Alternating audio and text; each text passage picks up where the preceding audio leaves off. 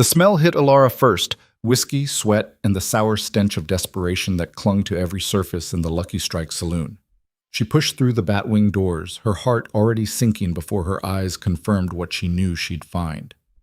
There, slumped over a poker table in the back corner, was Marcus, her brother, 26 years old and worthless as a three-legged mule. Alara. His voice cracked when he saw her. His face was pale, slick with sweat that had nothing to do with the summer heat. Alara, don't! She crossed the room in quick strides, her worn boots loud against the floorboards. The other players had already scattered like cockroaches when the lamp comes on, all except one. Cade Mercer sat with his back to the wall, as he always did. His hat was pulled low, but she could feel his eyes on her, cold and calculating. He was maybe 40, with the kind of lean, weathered face that came from years of taking what he wanted and crushing anyone who got in his way. He owned half the land around Red Hollow, and the half he didn't own, he was working on acquiring. "Your brother and I were just finishing our business," Mercer said. His voice was smooth, almost pleasant. That's what made him dangerous. He could smile while he slit your throat. "How much?" Alara kept her eyes on Marcus, refusing to give Mercer the satisfaction of her attention. "Alara, please. How much?" Marcus's hand shook as he pressed them flat against the table. 3,000. The number hit her like a fist to the gut. $3,000. They didn't have 300. Their parents had left them a small piece of land on the edge of town and a house that leaked when it rained. Marcus worked odd jobs when he felt like it. Alara took in sewing and helped at the general store. Together they barely scraped by. "I thought I could win it back," Marcus whispered. "I had a good hand, I swear." "You thought," Alara's laugh was bitter. "You thought. Like you thought you could win back the money you lost last month or the month before that?" "Miss Vance," Mercer's voice cut through their argument like a knife. "Perhaps we should discuss this more privately." "There's nothing to discuss. We don't have the money." "I'm aware." Mercer stood, his chair scraping against the floor. He was tall, taller than she'd realized, and when he moved, everyone else in the saloon seemed to shrink back. "Which is why I'm prepared to offer alternative arrangements." The way he said it made her skin crawl. You have land." Mercer pulled a folded paper from his coat. "That parcel on the North Road. It's not worth 3,000, but I'm feeling generous. Call it 2,000, and we'll consider the rest. A service fee. That land is all we have. Then I suggest you convince your brother to get a real job." Mercer's smile didn't reach his eyes. "You have until tomorrow at sundown. The land, or the full amount in cash." He paused, letting his gaze drift down her body in a way that made her want to reach for something sharp. "Or we can discuss other forms of payment." The room went silent. Even the piano player in the corner had stopped. Marcus lurched to his feet. "Now wait just a—" "Sit down, boy, before you make this worse." Mercer didn't even look at him. "Your sister's a grown woman. She can speak for herself." Alara felt her nails dig into her palms. "I'll find the money." "Will you?" Mercer tilted his head. "That's ambitious, but just in case you're tempted to run." He nodded toward the door where two of his men had appeared. Both were armed. "I've got eyes all over this town. You try to leave Red Hollow, and the deal changes, significantly." He tipped his hat and walked past her, close enough that she could smell the tobacco on his coat. "Tomorrow at sundown, Miss Vance. Don't keep me waiting." The saloon doors swung shut behind him, and the whole room seemed to exhale. Alara turned on Marcus. "How could you?" "I'm sorry." He was crying now, which somehow made it worse. "Alara, I'm so sorry. I thought—" "You didn't think. You never do." She grabbed his arm, hauling him up. "Come on, we're going home." They walked in silence through the dark streets of Red Hollow. The town was small, barely 200 people, and most of the buildings were thrown together from salvaged wood and desperation. This was the kind of place people came when they had nowhere else to go. The kind of place where the law was whatever the man with the most guns said it was. Their house sat at the end of a dirt road, a crooked little structure with a sagging porch and windows that rattled in the wind. It had never felt like much, but it was theirs, or it had been. Inside, Alara lit the lamp and rounded on her brother. $3,000, Marcus. Where exactly did you think that money was going to come from?" "I had a straight flush." "I don't care what you had," her voice cracked. I don't care about your cards or your odds or whatever idiotic logic convinced you this was a good idea.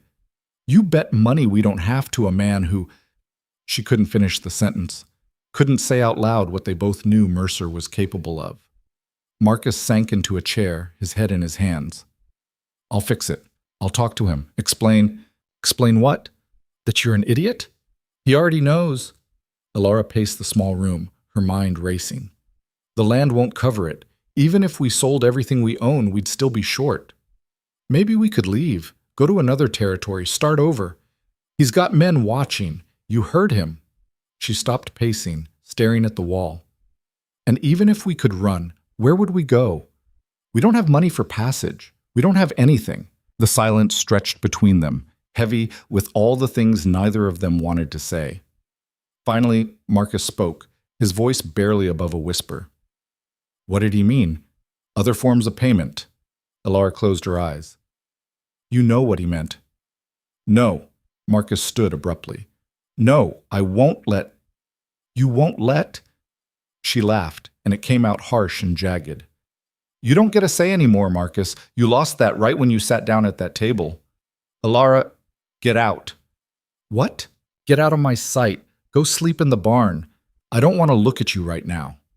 He hesitated, opened his mouth like he might argue, then seemed to think better of it. The door creaked as he left, and then she was alone. Alara stood in the middle of the room listening to the silence, 23 years old, and this was what her life had come to. Her parents had died of fever 3 years back, leaving her with a useless brother and a patch of dirt in the middle of nowhere.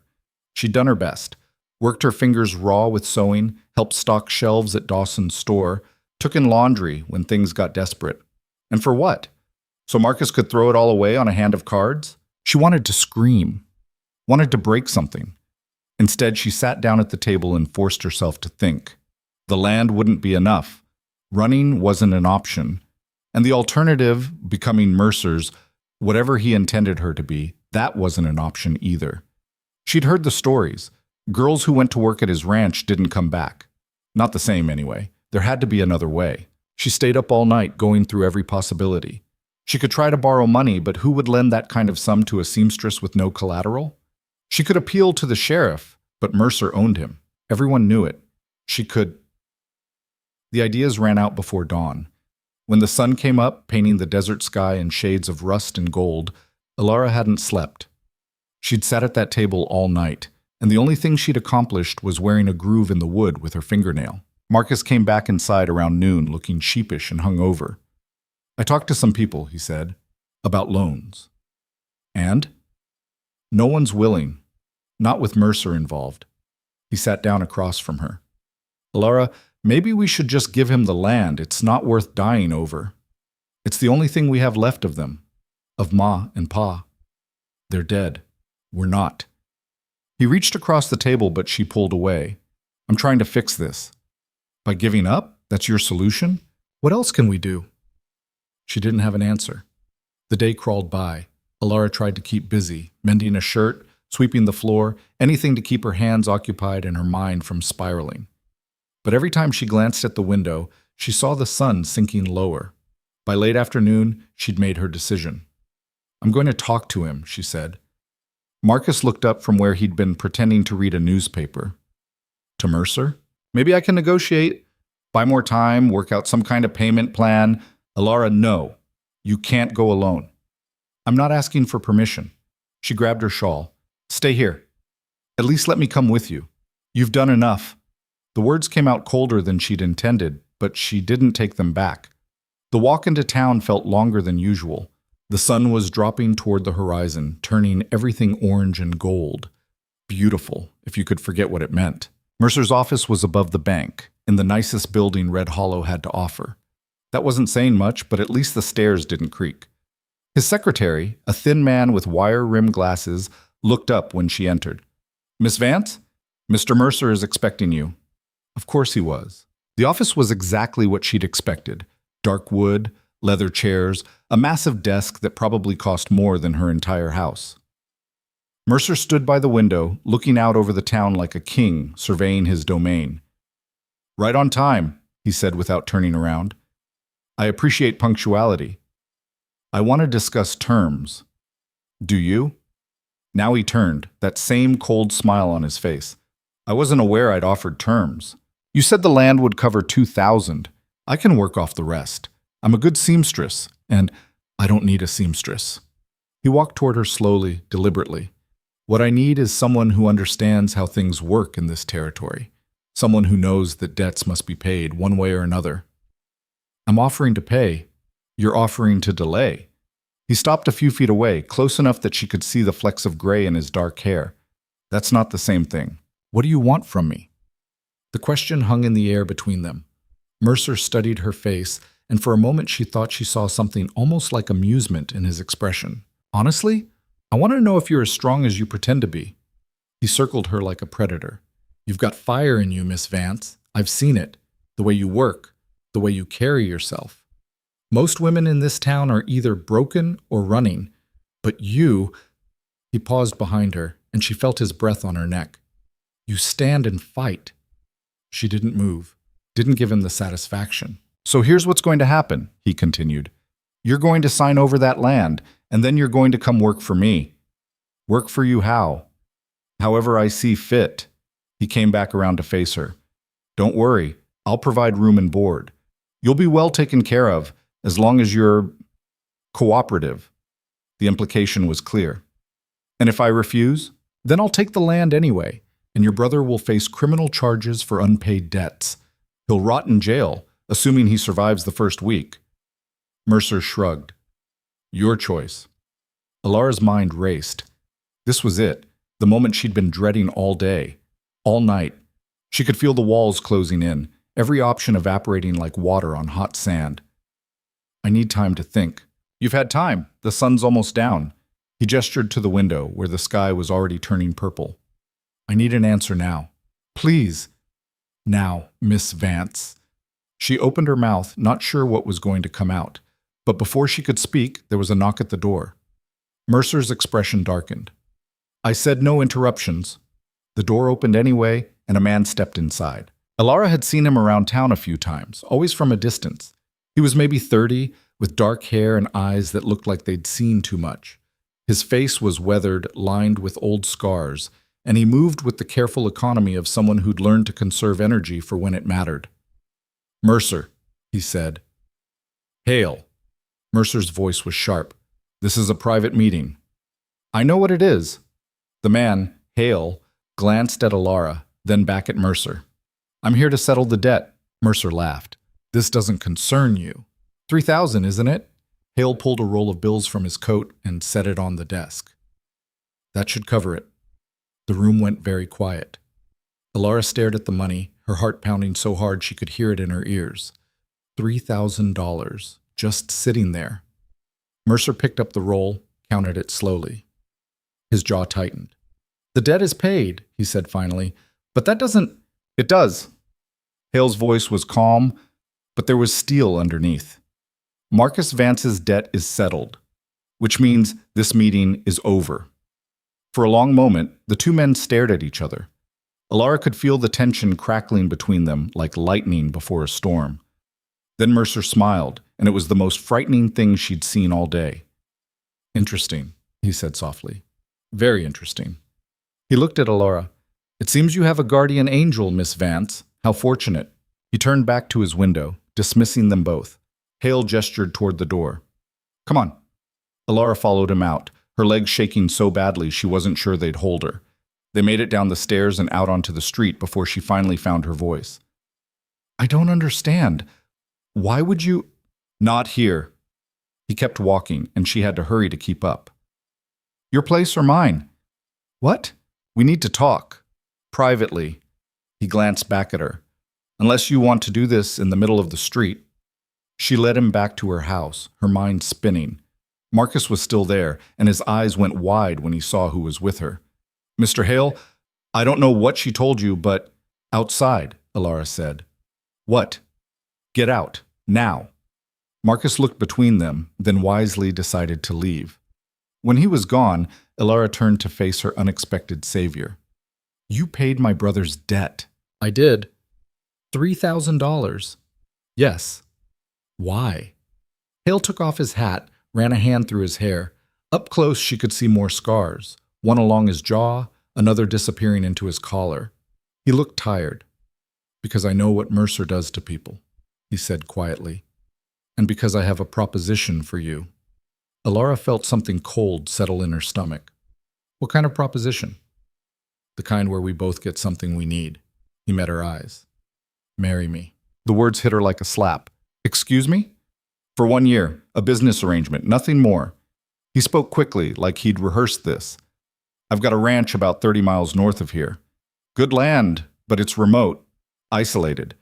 The law says a married man has stronger property rights, and I've got people who'd like to see me lose that land." "So you want a wife? A fake wife?" "A legal wife, yes, for 1 year." He pulled out a folded document. "I had my lawyer draw this up. It spells everything out. You live at the ranch, help with the basic running of the household. In exchange, you get room, board, and your freedom. At the end of the year, we file for separation, and you walk away with enough money to start over somewhere else. Somewhere far from Red Hollow and men like Mercer." Alara took the document with numb fingers.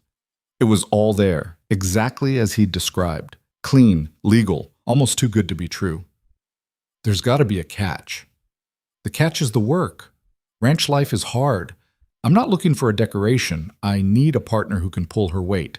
Someone strong enough to survive out there." He paused. "I've seen you around town, the way you work. You don't quit, even when things get ugly. That's what I need." "And after a year?" "After a year, you're free. No strings. You can go wherever you want." He watched her carefully. "But I need an answer tonight. Mercer won't let this go. You know that. He'll find another angle, another way to get his hooks in you. This way, you're legally protected. As my wife, he can't touch you." She read through the document again, looking for the trap, looking for where this stranger's kindness would turn into something else. But the words were clear, simple. 1 year of labor in exchange for freedom and a future. "Why me?" she asked. "If you just need a legal wife, there are plenty of women who'd— Most women in this territory are already spoken for, running from something, or too young to know better. You're none of those things." He put his hat back on. "And like I said, I've seen how you work. How you don't break, even when you probably should. That's rare." Alara looked around the small, crooked house, thought about Marcus and his debts, about Mercer's cold smile and the way he'd looked at her like she was something to be owned. Then she looked at the man standing in her doorway, a stranger who'd just paid $3,000 to save her from a nightmare, and who was now offering her an escape. It was insane, reckless, trading one unknown for another, but it was a choice, her choice. "Where do I sign?" Hale's expression didn't change, but something shifted in his eyes. Relief, maybe. He pulled out a pen. They signed the papers right there on her wobbly kitchen table. His handwriting was neat and precise. Hers shook slightly despite her best efforts to stay steady. "We'll leave first thing tomorrow," he said, folding his copy of the document. "Pack light, whatever you can carry. We've got a long ride ahead." "What about Marcus? What about him?" "He's my brother. He's also the reason you almost ended up as Mercer's property." Hale's voice was flat. "You want to bring him along? That's your business. But he works, same as anyone else. No free rides." Alara nodded slowly. "Fair enough." Hale moved toward the door, then stopped. "One more thing. This marriage, it's legal, but it doesn't involve anything beyond what's in that contract. You'll have your own space, your own privacy. I'm not looking for anything except help running the ranch and someone to sign the legal papers. Understand?" "I understand." "Good." He tipped his hat. "I'll be here at dawn. Be ready." Then he was gone, leaving her alone in the gathering dark. Alara sat down at the table, the signed contract in front of her. Her hands were still shaking. She'd just agreed to marry a complete stranger and move to the middle of nowhere. It was possibly the craziest thing she'd ever done. But as she looked around the little house, at the life that had trapped her here, the brother who'd betrayed her, the town full of men who saw her as something to be traded, she realized something. She didn't regret it. Not yet, anyway. Outside, the last light faded from the sky, and Red Hollow settled into darkness. Somewhere in that darkness, Mercer was probably planning his next move, but for the first time in days, Alara felt like she could breathe. Tomorrow, everything would change. She just hoped she'd survive it. Dawn came too fast and too slow at the same time. Alara had managed maybe 2 hours of sleep, her mind churning through everything that had happened, everything that was about to happen.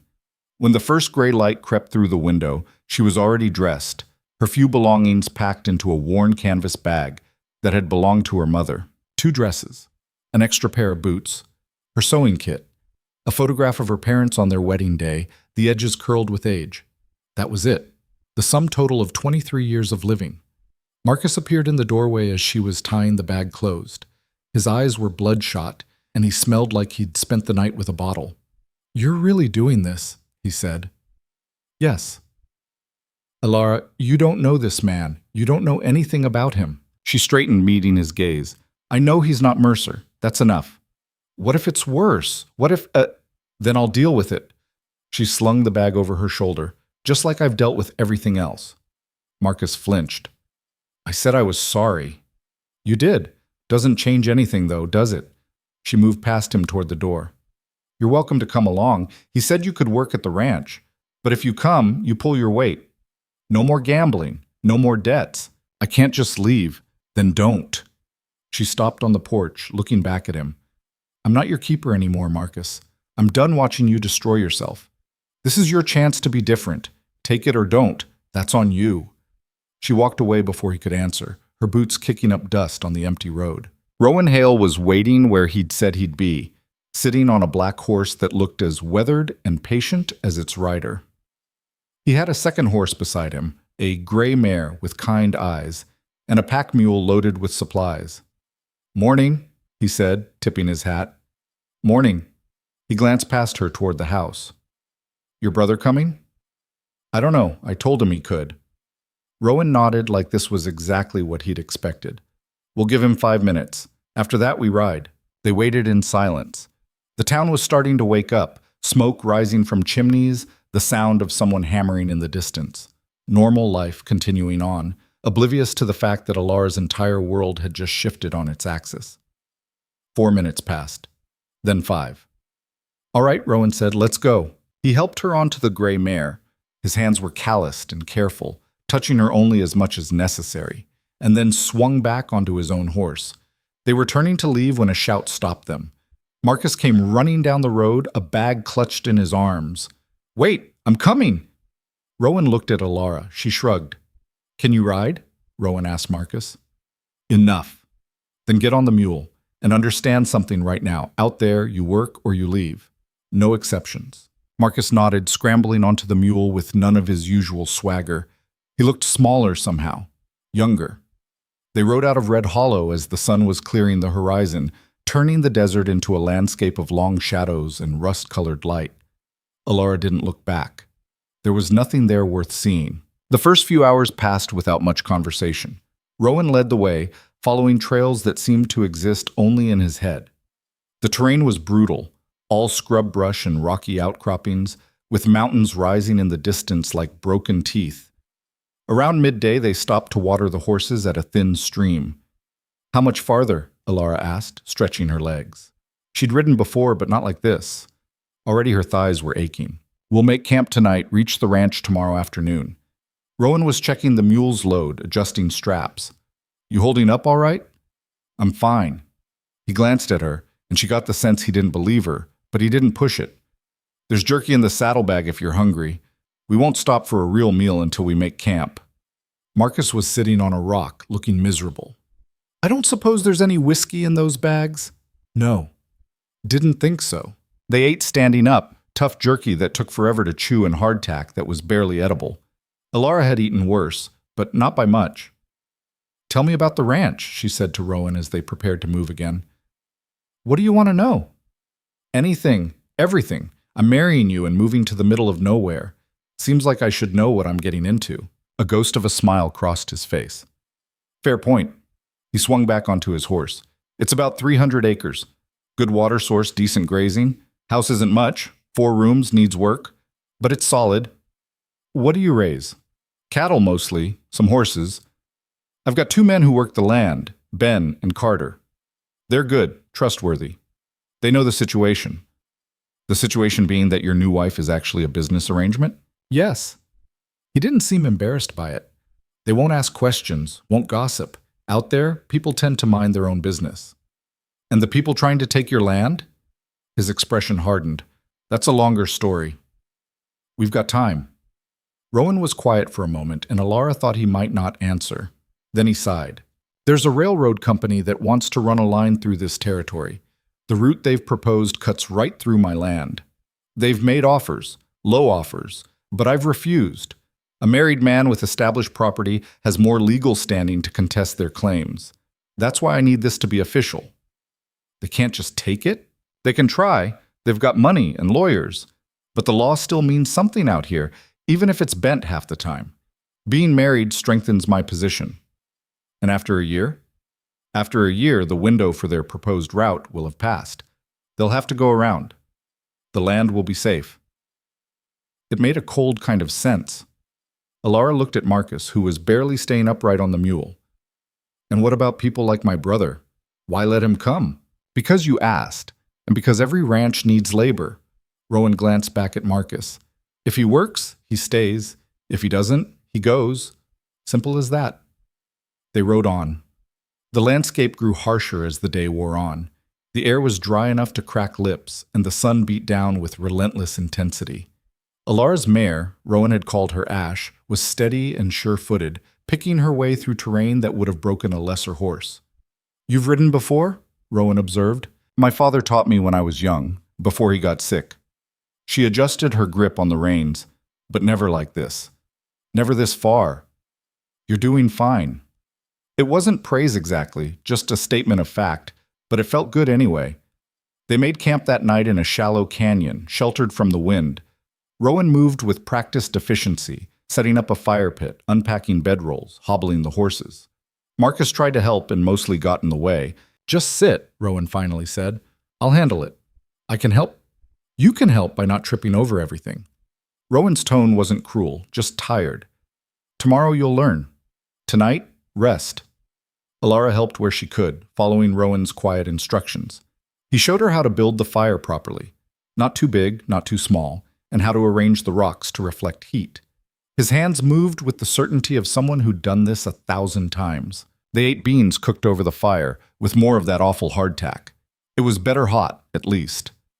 So, Marcus said, trying for casual and missing by a mile, how long have you been ranching? 5 years? And before that? Rowan stared into the fire. Before that doesn't matter. The silence that followed was uncomfortable. Alara could see Marcus struggling with whether to push or let it drop. Wisely, he let it drop. I'll take first watch, Rowan said, standing.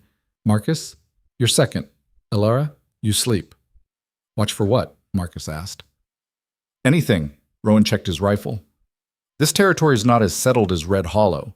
We've got mountain lions, coyotes, the occasional drifter looking for easy pickings. Probably nothing will happen, but probably's not good enough. He walked to the edge of their small camp and settled against a rock, his rifle across his knees. Alara spread out her bedroll, acutely aware that she was sleeping on the ground in the middle of nowhere with 2 men she barely knew. One was her useless brother. The other was her husband. The thought was surreal enough that she almost laughed. Instead, she lay back and looked at the stars. Out here, away from even Red Hollow's dim lights, they were overwhelming. Thousands of them, maybe millions, scattered across the black sky like someone had thrown diamonds across velvet. Pretty, isn't it? Marcus said quietly. Yeah. Alara, I really am sorry. She didn't answer right away, just kept looking at those impossible stars. I know you are, she said finally, but sorry doesn't change what happened. Sorry doesn't pay debts or make you less of a coward. That's harsh. It's true. She rolled onto her side, facing away from him. Get some sleep, Marcus. Tomorrow's going to be hard. She didn't know if he took her advice, because despite everything, the strange bed, the cold ground, the uncertainty of what lay ahead, she fell asleep almost immediately. Rowan woke her just before dawn. We should move soon. Want to reach the ranch before dark. She sat up, her body protesting. Every muscle hurt. Her back felt like someone had beaten it with a stick. Here. Rowan handed her a tin cup of coffee. It was black and bitter and absolutely perfect. Thanks. They broke camp quickly, the routine already starting to feel familiar. Marcus looked worse than Alara felt, stumbling around like a man 30 years older. "You all right?" Rowan asked him. "Just sore. It gets easier, or you get tougher. Hard to say which." Rowan doused the fire. "Either way, we've got about 6 hours of riding. Pace yourself." The morning ride was quieter than the previous day. Alara found herself watching Rowan, the way he sat his horse, the way his eyes constantly scanned the horizon, the way he seemed completely at home in this brutal landscape. He caught her looking once and raised an eyebrow. "Just trying to figure you out," she said. "Not much to figure. You paid $3,000 for a stranger. That's not nothing. I told you why. You told me the legal reason. I'm asking about the real one." She urged Ash closer. "Nobody does something like that without a reason that goes deeper than property rights." Rowan was quiet for so long she thought he wouldn't answer. "I knew a girl once," he said finally. "Long time ago. She got into trouble. Not her fault, just bad luck and worse timing. Nobody helped her. Everyone just looked away, said it wasn't their business." He stared straight ahead. "I looked away too, and she paid for it." "What happened to her?" "She's dead." The words were flat, emotionless. "So when I saw you in that office, standing up to Mercer, even though you were terrified, I wasn't going to look away again." Alara didn't know what to say to that, didn't know if there was anything to say. "I'm sorry," she managed. "Don't be, it was a long time ago." He glanced at her. "But that's the real reason. You asked." They rode on.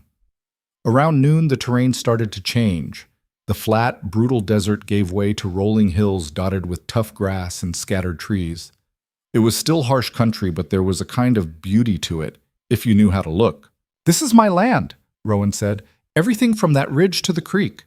Alara looked around, trying to see it the way he did. "It's bigger than I expected. 300 acres is a lot of space to fill." He pointed toward a rise in the distance. "House is just over that hill." Despite her exhaustion, Alara felt a flutter of nervousness. This was it, her new home, her new life, for better or worse. They crested the hill, and there it was. Rowan hadn't lied when he said the house wasn't much. It was a simple structure, weathered wood, a tin roof, a porch that sagged slightly on one side. But the windows were intact, smoke rose from the chimney, and behind it stood a barn that looked sturdy enough. Two men emerged from the barn as they approached. One was older, maybe 50, with gray hair and a beard. The other was younger, lean and dark-skinned, with quick eyes. "That's Ben," Rowan said, indicating the older man. "And Carter. Like I said, good men." They dismounted and Rowan made introductions. "This is Alara, my wife, and her brother Marcus." Ben nodded, his weathered face neutral. "Ma'am?" Carter smiled, and it was genuine. "Welcome to the ranch. It's good to have you here." "Thank you," Alara said, meaning it. "I'll show you the house," Rowan said. "Ben, can you help Marcus get settled in the bunkhouse?" "Sure thing." Rowan led Alara toward the house, carrying her bag. Up close she could see more details, the porch rail that needed fixing, the door that hung slightly crooked. But there were flowers planted in a box beneath the window, and the wood looked solid. Inside was better than she'd expected. The main room was simple but clean, with a stone fireplace, a table, and chairs that didn't wobble.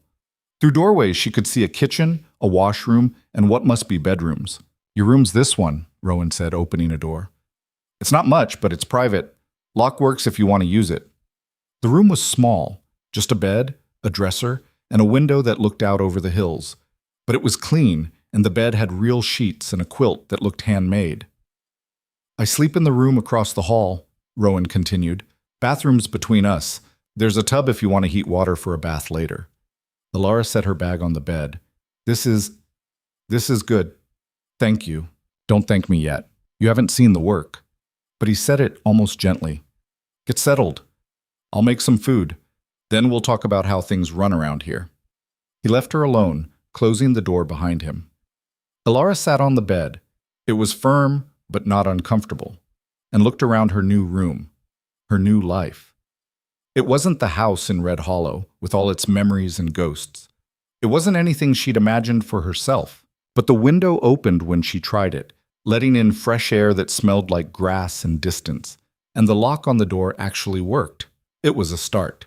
She unpacked her meager belongings, hanging her 2 dresses in the small closet and setting her parents' photograph on the dresser. Then she washed her face in the basin, the water was cold but clean, and changed into her other dress. When she emerged, Rowan had food laid out on the table. It wasn't fancy, bread, cheese, dried meat, and apples that were starting to wrinkle, but it was more than she'd eaten in 2 days. "Sit," he said. She did, suddenly ravenous. They ate in silence for a while. Through the window, she could see Marcus heading toward the barn with Ben and Carter. He looked lost. "He'll be all right," Rowan said, following her gaze. "Ben's patient. He'll teach him. And if he doesn't learn, then he leaves. Like I said." Rowan cut another piece of bread. "But I think he'll surprise you. Sometimes people need a chance to be better than they've been." Alara wanted to believe that, wasn't sure she could. "Tell me about the work," she said instead. Rowan leaned back in his chair. "Wake-up's at dawn. Ben handles the cattle mostly, moving them, checking fences, dealing with problems. Carter works the horses and helps with maintenance. I manage everything, handle the books, deal with supplies and sales." "And me? That depends on what you can do. You said you sew. We always need clothes mended, tack repaired. But there's also the house to maintain, cooking for everyone, helping with the garden when we get it going. And during busy times, branding, roundup, everyone works, no exceptions. I can do that. It's harder than it sounds. Long days, physical labor, and we're isolated out here. Nearest town is a half-day's ride, and it's smaller than Red Hollow. You'll go weeks without seeing anyone besides us. I'm not afraid of being alone." "Good, because alone is what we've got." He stood, collecting the plates. "I'll show you around the property tomorrow. Tonight, rest. You've earned it." Alara helped him clean up, learning where things went in the kitchen. It was smaller than she was used to, but better organized. Everything had a place. "One more thing," Rowan said as she was heading back to her room. "The contract we signed, it's legal, and I'll honor it. Every word. You're safe here. I just wanted you to know that." "I believe you." "All right then." He nodded. "Good night, Alara." "Good night." She closed the door to her room and sat on the bed, exhaustion finally catching up with her. Through the wall, she could hear Rowan moving around, the creak of floorboards, the sound of water running. Her husband. For the next year, anyway. It was strange, all of it. But as she lay back on the bed, her bed in her room, with a lock that worked, Alara realized something. For the first time in years, she wasn't afraid. The next morning started early. Alara woke to the sound of roosters and muffled voices outside. The sky through her window was still more gray than blue. She dressed quickly and found Rowan in the kitchen, already making coffee. "Morning," he said. "Sleep all right?" "Better than I expected." He poured her a cup. "We'll do a tour after breakfast. I want you to know the layout, where everything is, what's safe, what to avoid." They ate quickly, eggs and bread that Rowan cooked without any fuss, and then headed outside. The ranch looked different in morning light. Bigger. The land stretched out in all directions, rolling and wild. The barn was larger than she'd realized, with a corral attached where several horses were already moving around. "That's the main barn," Rowan said. "Horses on one side, equipment and supplies on the other. The cattle are out on the range most of the time, but we bring them in for branding and sales." He showed her the bunkhouse where Ben, Carter, and now Marcus slept. It was simple but clean, with 3 beds and a small stove. "There's the chicken coop, your responsibility if you're willing. They need feeding every morning, eggs collected. It's not hard work, just consistent." "I can do that." They walked the fence line around the immediate property. Rowan pointed out weak spots that needed repair, explained how the water system worked, showed her where the well was. "In summer, water's precious. We're lucky to have a good source, but it still needs managing. Never waste it." Alara absorbed it all, trying to memorize the layout.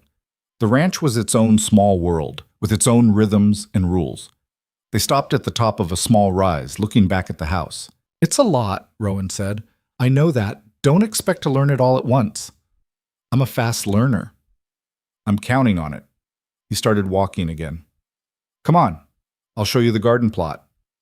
The garden was behind the house, currently just a square of turned earth.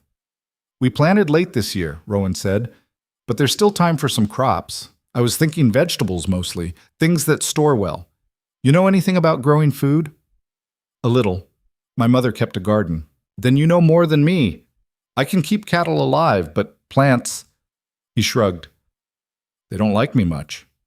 It was the first hint of humor she'd heard from him, and it made her smile. I'll see what I can do. They spent the rest of the morning working.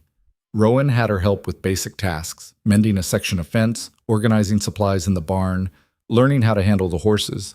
He was patient but firm, showing her once and then expecting her to remember. Marcus appeared around midday looking exhausted and dirty. Ben's got me moving hay bales, he said. I think I'm dying. You're not dying, Ilara said. You're just working for once. Same thing. But despite the complaining, there was something different about him. He stood a little straighter, looked a little less defeated. Rowan noticed it too. He's doing all right, he said quietly. Better than I expected, actually. That night, they all ate together. Ben, Carter, Marcus, Rowan, and Ilara. It was crowded around the table, and the conversation was stilted at first. But Carter told a story about a stubborn horse, and Ben added his own tale. And before long, even Marcus was laughing. It felt almost like a family. Ilara helped clean up while the men went to check on the animals one last time before dark. Rowan stayed behind, drying dishes as she washed. You did good today, he said. I barely did anything. You showed up, you learned, you didn't complain. He set a plate on the shelf. That's more than most people manage on their first day. Is this what it's going to be like? Every day? More or less. Some days are harder, some are easier, but yeah, this is the life. Ilara looked around the simple kitchen, thought about the small room with its working lock, the land stretching out in all directions. I think I can do this, she said. I know you can. The days blurred together after that. Ilara fell into the rhythm of ranch life. Up at dawn, work until dusk, collapse into bed exhausted. Her hands got rougher, calloused from work. Her skin darkened from the sun. The muscles in her arms and back strengthened. She learned to collect eggs without getting pecked, to feed chickens without wasting grain. She learned which horses were gentle and which ones needed a firm hand. She learned to mend not just clothes, but saddles and bridles, to cook for 5 hungry men instead of 2. And slowly, almost without realizing it, she stopped thinking of herself as Ilara Vance from Red Hollow. She became Rowan Hale, rancher's wife. Rowan was true to his word about everything. Her room stayed her own. He never pushed, never assumed, never treated her as anything other than a partner. They worked side by side, and gradually she began to understand the ranch the way he did, as a living thing that needed constant attention and care. Marcus changed too. The soft, lazy man who'd gambled away their lives began to disappear, replaced by someone harder and more capable. He still complained, but he worked, and after a few weeks the complaints stopped entirely. I think he's actually good at this, Carter said one evening, watching Marcus repair a fence post. Kid's got hands for the work. Don't let him hear you say that, Ilara said. His ego's already recovering. But she was proud of him, in a way she hadn't been in years. 2 months passed, then 3. The ranch settled into summer heat, brutal, relentless days where even thinking felt like work. They rose earlier to beat the worst of it, worked through the morning, rested in the afternoon shade, and finished tasks in the evening. Ilara started the garden, coaxing vegetables from the hard ground. She wasn't sure they'd grow, but Rowan helped her build an irrigation system from the creek, and Ben showed her tricks for protecting young plants from the sun. The first time she pulled up a carrot, small and crooked, but definitely a carrot, she felt absurdly proud. Look at you, Rowan said. Farmer now, too. Don't push it. But she was smiling. They were eating dinner one night when Ben brought up something that had been on Ilara's mind. Haven't seen any trouble from that railroad company you mentioned, he said to Rowan. Rowan's expression darkened. They're quiet. Too quiet. Maybe they gave up? Or maybe they're planning something.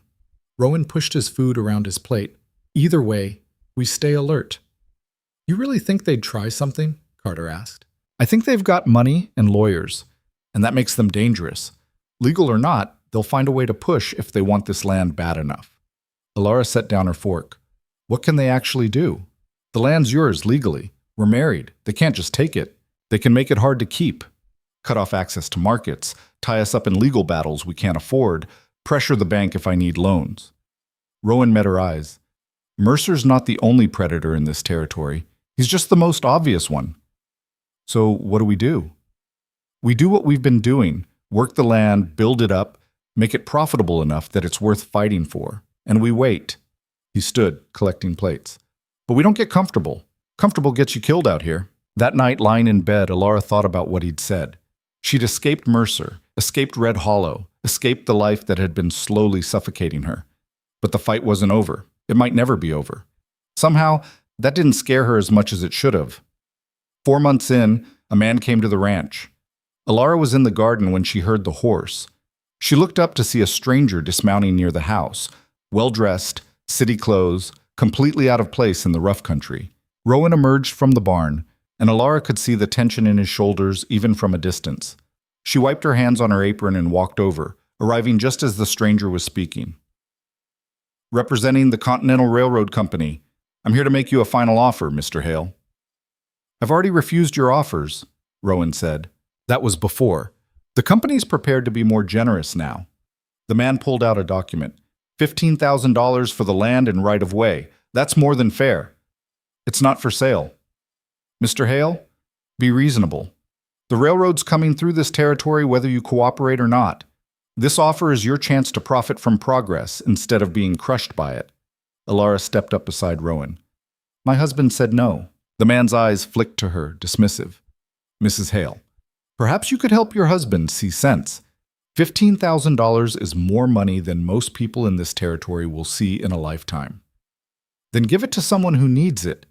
We're not interested." The man's expression hardened. "You're making a mistake. The company has been patient, but that patience is running out. There are legal mechanisms. Then use them," Rowan said. "But get off my land, now." For a moment, Alara thought the man might argue. Then he tucked the document away and climbed back on his horse. "You'll regret this, Mr. Hale. Both of you." He rode off, leaving dust and implied threats in his wake. Rowan stood watching until the man disappeared over the ridge. Then he turned to Alara. "That's what I was talking about. That's what's coming. Let it come. This is our land." Something shifted in his expression. Surprise, maybe, or respect. "You mean that?" "Yes." And she realized she did. Somewhere along the way, this place had stopped being a refuge and started being home. "They want to fight? We'll give them one." Rowan smiled, a real smile, the first she'd seen from him. "All right then, let's get ready." They spent the next weeks preparing. Rowan went through all the legal documents, making sure everything was in order. He contacted a lawyer in the territorial capital, someone he trusted. They reinforced fences, improved the irrigation, worked on making the ranch as productive as possible. "The stronger our claim, the harder we are to dislodge," Rowan explained. "We need to show continuous improvement, profitable operation, make it clear we're not going anywhere." Alara threw herself into the work. The garden was producing now, not much, but enough. She preserved what they couldn't eat right away, putting up jars of vegetables for winter. She mended and cleaned and organized, making the house into something more than just shelter. And in the evenings, she and Rowan would sit on the porch and talk. These conversations surprised her. Rowan wasn't chatty, he'd never be that, but he opened up in small ways. He told her about growing up in Missouri, about coming west after the war, about the years spent drifting before he'd saved enough to buy this land. "It's the first place that's ever been mine," he said one night. "Really mine. Not rented, not borrowed. Mine." "I understand that," Alara said. "Do you?" "Yeah, growing up, everything we had was one disaster away from disappearing. And after our parents died..." She watched the sun setting over the hills. "This is the first place I've felt solid ground under my feet." He was quiet for a moment. "The year's half over." She'd known it was coming, but hearing it still felt strange. 6 months, half her contract completed. "It is. If you wanted to leave early, I'd understand. I'd still honor the full payment. I don't want to leave." The words came out more forcefully than she'd intended. Rowan looked at her, his expression unreadable in the fading light. "All right," he said. "Just wanted you to know the option's there." They sat in silence after that, watching the stars emerge one by one. Alara thought about Red Hollow, about the girl she'd been when she left. That girl had been scared, desperate, trading one prison for another unknown. But she wasn't that girl anymore. She'd become someone harder, someone stronger, someone who could work a full day under brutal sun and still have energy to stand and fight when threats came knocking. And somewhere in that transformation, the ranch had stopped being Rowan's land and started being theirs. She glanced at the man beside her, her husband in name, her partner in fact. He'd kept every promise, honored every word of their agreement. He'd never asked for more than she'd agreed to give, but something had shifted between them.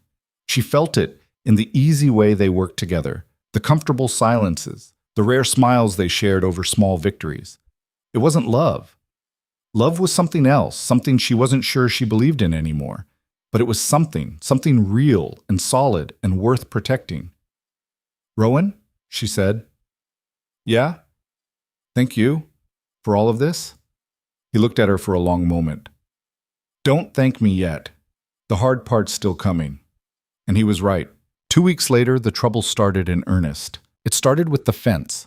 Carter found it first, a 100-yard section cut clean through, the wire coiled on the ground like dead snakes. 20 head of cattle had wandered off during the night, and it took them most of the day to round them up. "Could have been an accident," Marcus said, helping to restring the wire. "Accidents don't cut this clean," Ben replied, running his hand along the severed edge. "Someone used proper cutters, knew what they were doing." Rowan crouched beside the fence, his jaw tight. "Mark the spot. I want to know if they come back." They came back. 3 nights later, someone spooked the horses. Alara woke to the sound of screaming animals and pounding hooves. By the time they got outside, half the herd was scattered across the range, and it took 2 days to bring them all in. One mare had run herself into a gully and broken her leg. Rowan had to put her down. "This isn't random," Carter said as they buried the horse. "Someone's targeting us." "The railroad," Alara said. Rowan nodded slowly. "Or Mercer, or both. Doesn't matter who. What matters is they're trying to make this place unworkable. Make us want to leave." "What do we do?" Marcus asked. "We don't leave." Rowan straightened, wiping dirt from his hands. "And we start watching, round the clock. Nobody moves around this property alone, and we keep rifles close." That night, Rowan sat Alara down in the kitchen after everyone else had gone to bed. "This is going to get worse before it gets better," he said quietly. "I need you to understand that. If you want out, if you want to go somewhere safe until this settles—" "Stop," she interrupted. "Stop offering me an escape. I'm not running. Alara, we built this. Together. You think I'm going to walk away the first time someone tries to take it?" She met his eyes. "I'm not that person anymore." He studied her face for a long moment. "No, I don't suppose you are. So what's the plan?" Rowan pulled out a map, spreading it across the table. "The ranch has 3 vulnerable points: the north fence where they cut it, the creek access, and the road. We can't watch everywhere at once, but we can make it harder for them." They spent the next hour planning.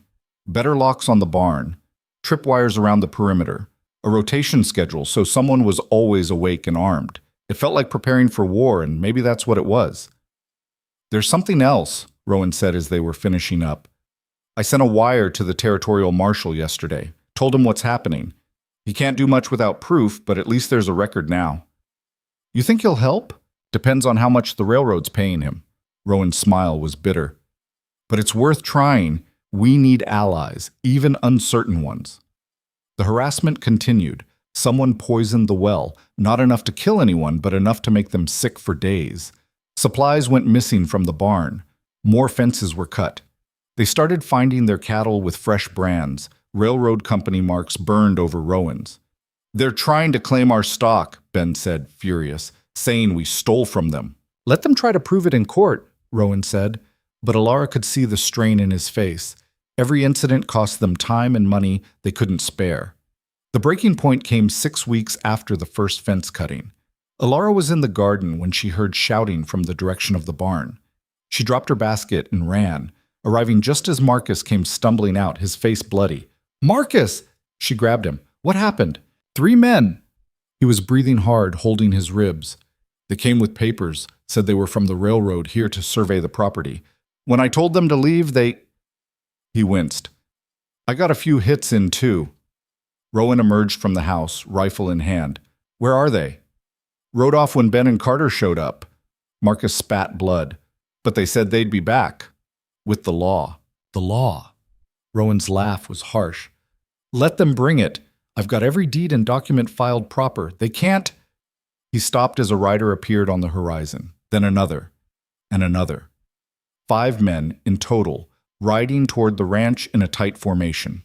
Alara recognized the man in front, the railroad representative who'd made the offer months ago. But now he had company, including someone wearing a badge. Here we go, Rowan muttered. Everyone stay calm. Let me handle this.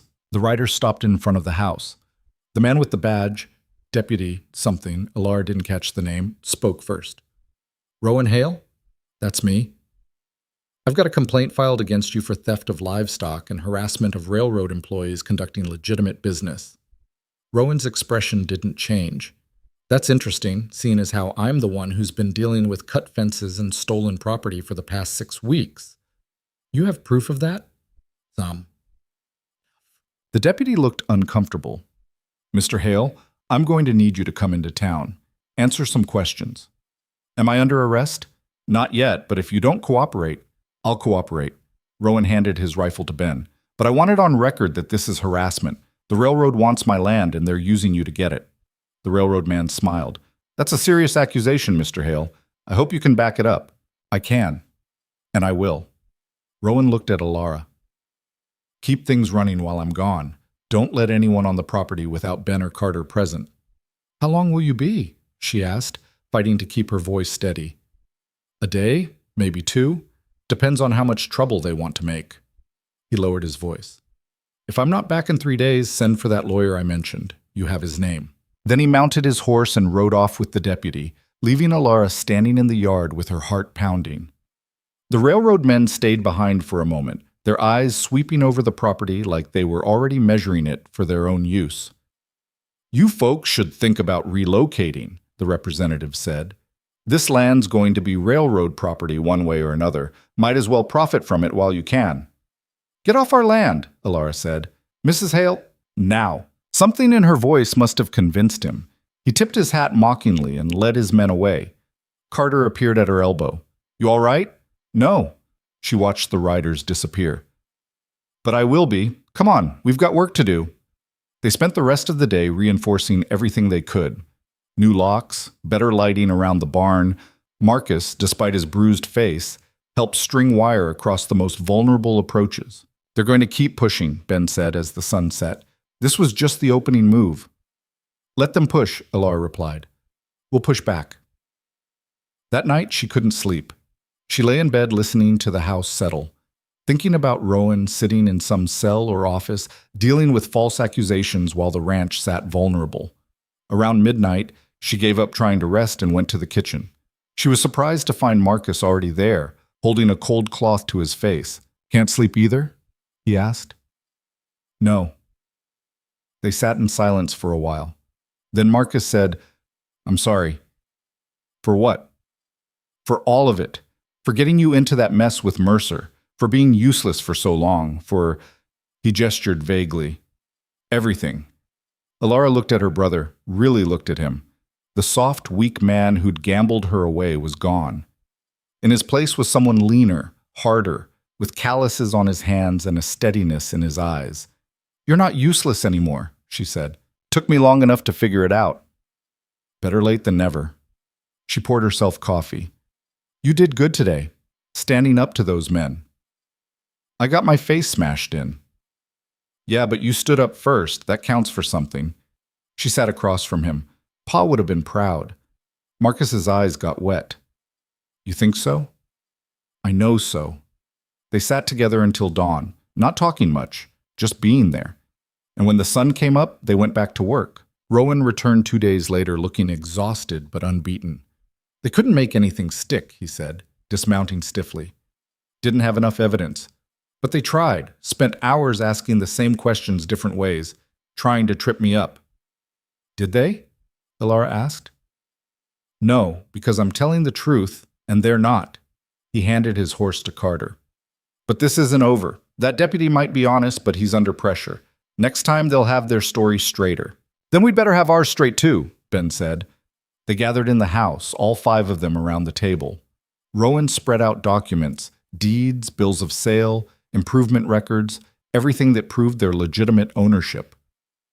"We need witnesses," he said. "People who will testify to the harassment, the sabotage. And we need evidence they can't refute."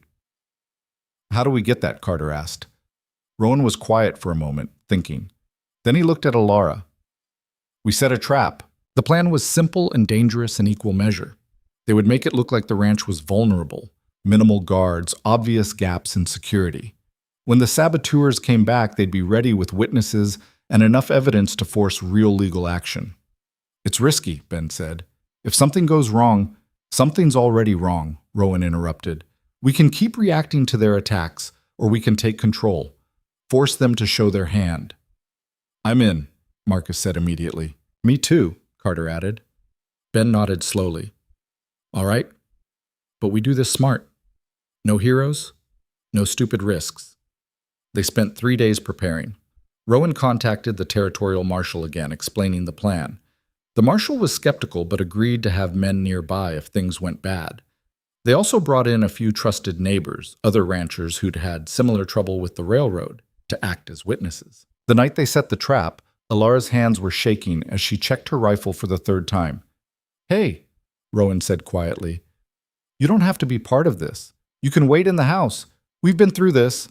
"I'm not hiding. I know. Just wanted to give you the option." He adjusted his own rifle.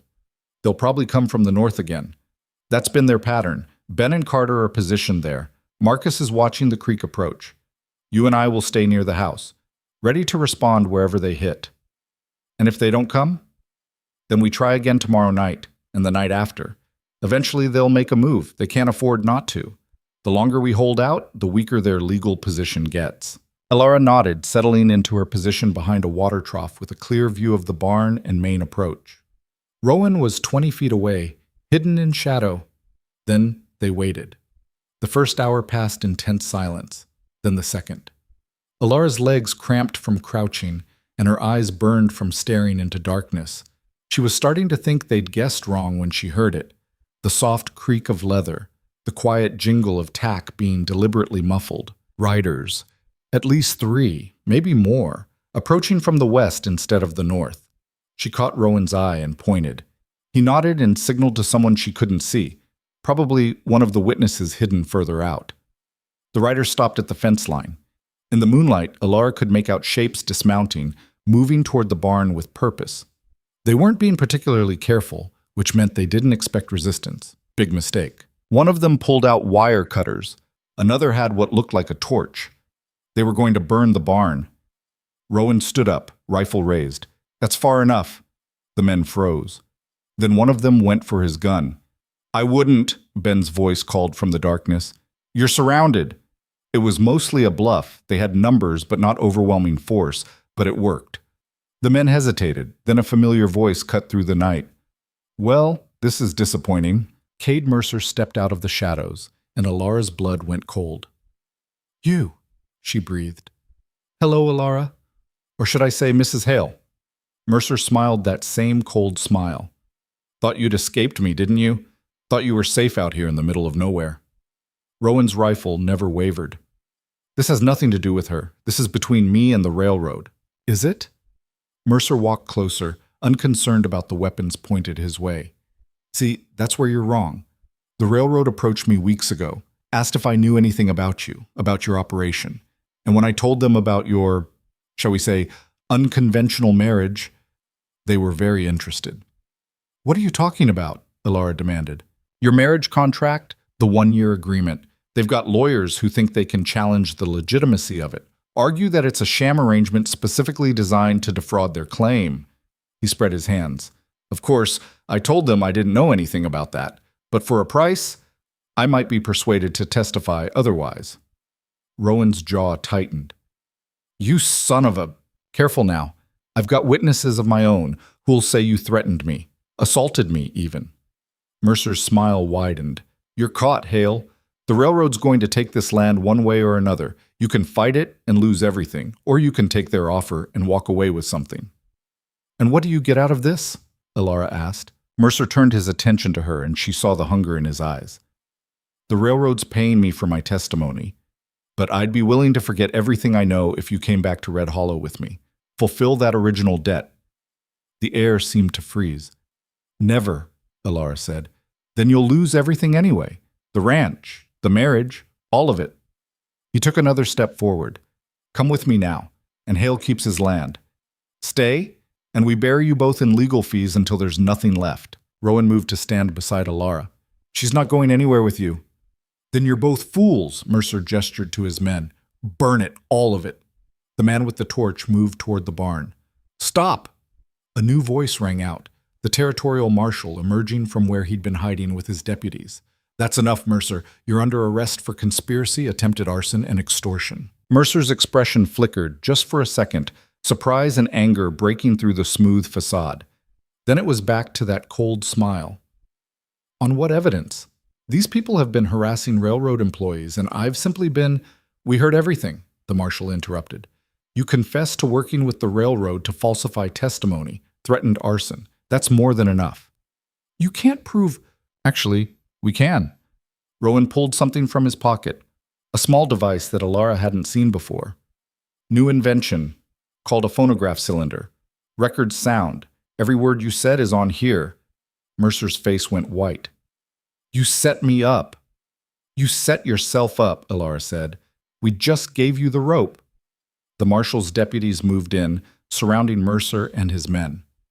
There was a moment where it looked like they might fight, but the sight of multiple rifles convinced them otherwise. As they were being led away, Mercer looked back at Alara one last time. This isn't over, he said. Yeah, she replied. It is. They watched the prisoners being loaded onto horses, the marshal promising to send word once formal charges were filed.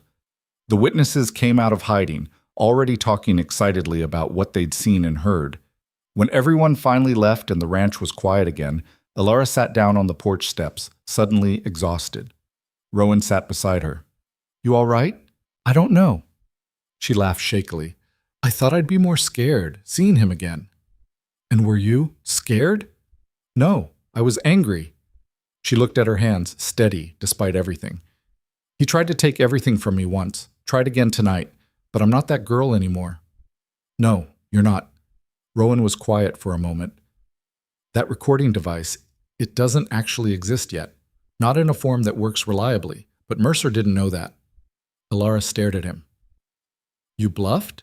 The marshal's testimony and the witnesses are real. But yeah, the recording was a bluff. I was counting on Mercer being too arrogant to question it. That was insane. What if he'd called you on it? Then we would have relied on the witnesses alone. It would have been harder to make stick, but still possible. He met her eyes. I wasn't going to let him take you, whatever it took. Something shifted in her chest, a feeling she couldn't quite name. Thank you, she said quietly. Don't thank me. You're the one who stood there and faced him down. That took more courage than any bluff. They sat in silence, watching the sky start to lighten with approaching dawn. The ranch was still theirs. Mercer was in custody. The railroad scheme had fallen apart. But Alara knew Rowan was right about one thing. The fight wasn't completely over. There would be trials, legal battles, probably more attempts to pressure them into selling. The difference was, now she knew they could win. The next few weeks were a blur of legal proceedings. The marshal kept his word, filing formal charges against Mercer and opening an investigation into the railroad's tactics. Other ranchers came forward with similar stories, and suddenly the company's aggressive expansion was facing real scrutiny. The lawyer Rowan had contacted arrived from the territorial capital, a sharp-eyed woman named Sarah Chen, who took one look at their documentation and smiled. They don't have a case, she said. Your marriage is legal, your land ownership is clear, and now we have evidence of conspiracy to defraud. If anything, you should be suing them. Can we? Alara asked. Absolutely, for damages, harassment, attempted theft. This could actually work in your favor. It did. The railroad, facing mounting legal troubles and bad publicity, quietly withdrew their claim and offered a settlement for the damage they'd caused. It wasn't as much as they deserved, but it was enough to repair everything that had been destroyed and invest in improvements. More importantly, it was vindication. The day the settlement came through, Rowan bought supplies in town for the first time in months without someone trying to intimidate him. People who'd avoided him before now nodded respectfully. The deputy who'd arrested him apologized, admitting he'd been pressured. "You stood up to them," he said. "Not many people do that." Back at the ranch, they celebrated quietly. A better meal than usual, a bottle of whiskey Ben had been saving, stories and laughter around the table. Marcus raised his glass. "To Alara and Rowan, for being too stubborn to quit." "I'll drink to that," Carter said. They did. And for the first time in months, Alara felt like she could breathe without waiting for the next disaster. Later, after everyone else had gone to bed, she found Rowan on the porch again. It had become their spot, the place where they could talk without the weight of daily survival pressing down. "We did it," she said, sitting beside him. "We did. The contract's almost up. 3 more months." He nodded slowly. "Yeah, I've been thinking about that." Her heart beat faster. And I want you to know that I'll honor it. Every word. At the end of the year, you'll get the payment we agreed on, and you'll be free to go wherever you want." He paused. "But I also want you to know that you don't have to. If you wanted to stay, as a real partner, not just a legal arrangement, I'd like that." Alara had known this conversation was coming, had thought about it herself on countless nights, but hearing him say it made it real in a way it hadn't been before. "What exactly are you asking, Rowan?" He took a breath. "I'm asking if you'd consider staying, not because of a contract or a legal necessity, but because this works. Us. We're good together, as partners, as friends. Maybe as something more if you're willing. Something more. I'm not good at this." He rubbed his face. "I'm not good at words or feelings or any of that, but I know that this place is better with you in it. I'm better with you in it. And if there's a chance you feel the same, I do." He stopped mid-sentence. "You do?" "Yeah." Alara smiled. "I came here because I had no choice, stayed because of a contract, but somewhere along the way it stopped being about obligation. This place, this life, it's mine now. Not because I'm trapped, but because I chose it. I choose it." "And me?" She looked at him, really looked at him. This quiet, scarred man who'd paid a fortune to save her, who'd kept every promise, who'd fought beside her when things got hard. "You too, if you'll have me." Rowan smiled, that rare, genuine smile that transformed his whole face. "I'll have you." He kissed her then, soft and careful, like he was afraid she might break. She kissed him back, harder, showing him she wouldn't. When they finally pulled apart, both of them were breathing fast. "So what happens now?" Alara asked. "Now we figure it out. Together." He took her hand. "No more contracts, no more timelines, just us, building something real." "I can do that. I know you can. I've seen you do impossible things already." They sat together as the stars came out, planning a future neither of them had imagined 6 months ago. A real marriage. A real partnership. A life built on choice instead of necessity.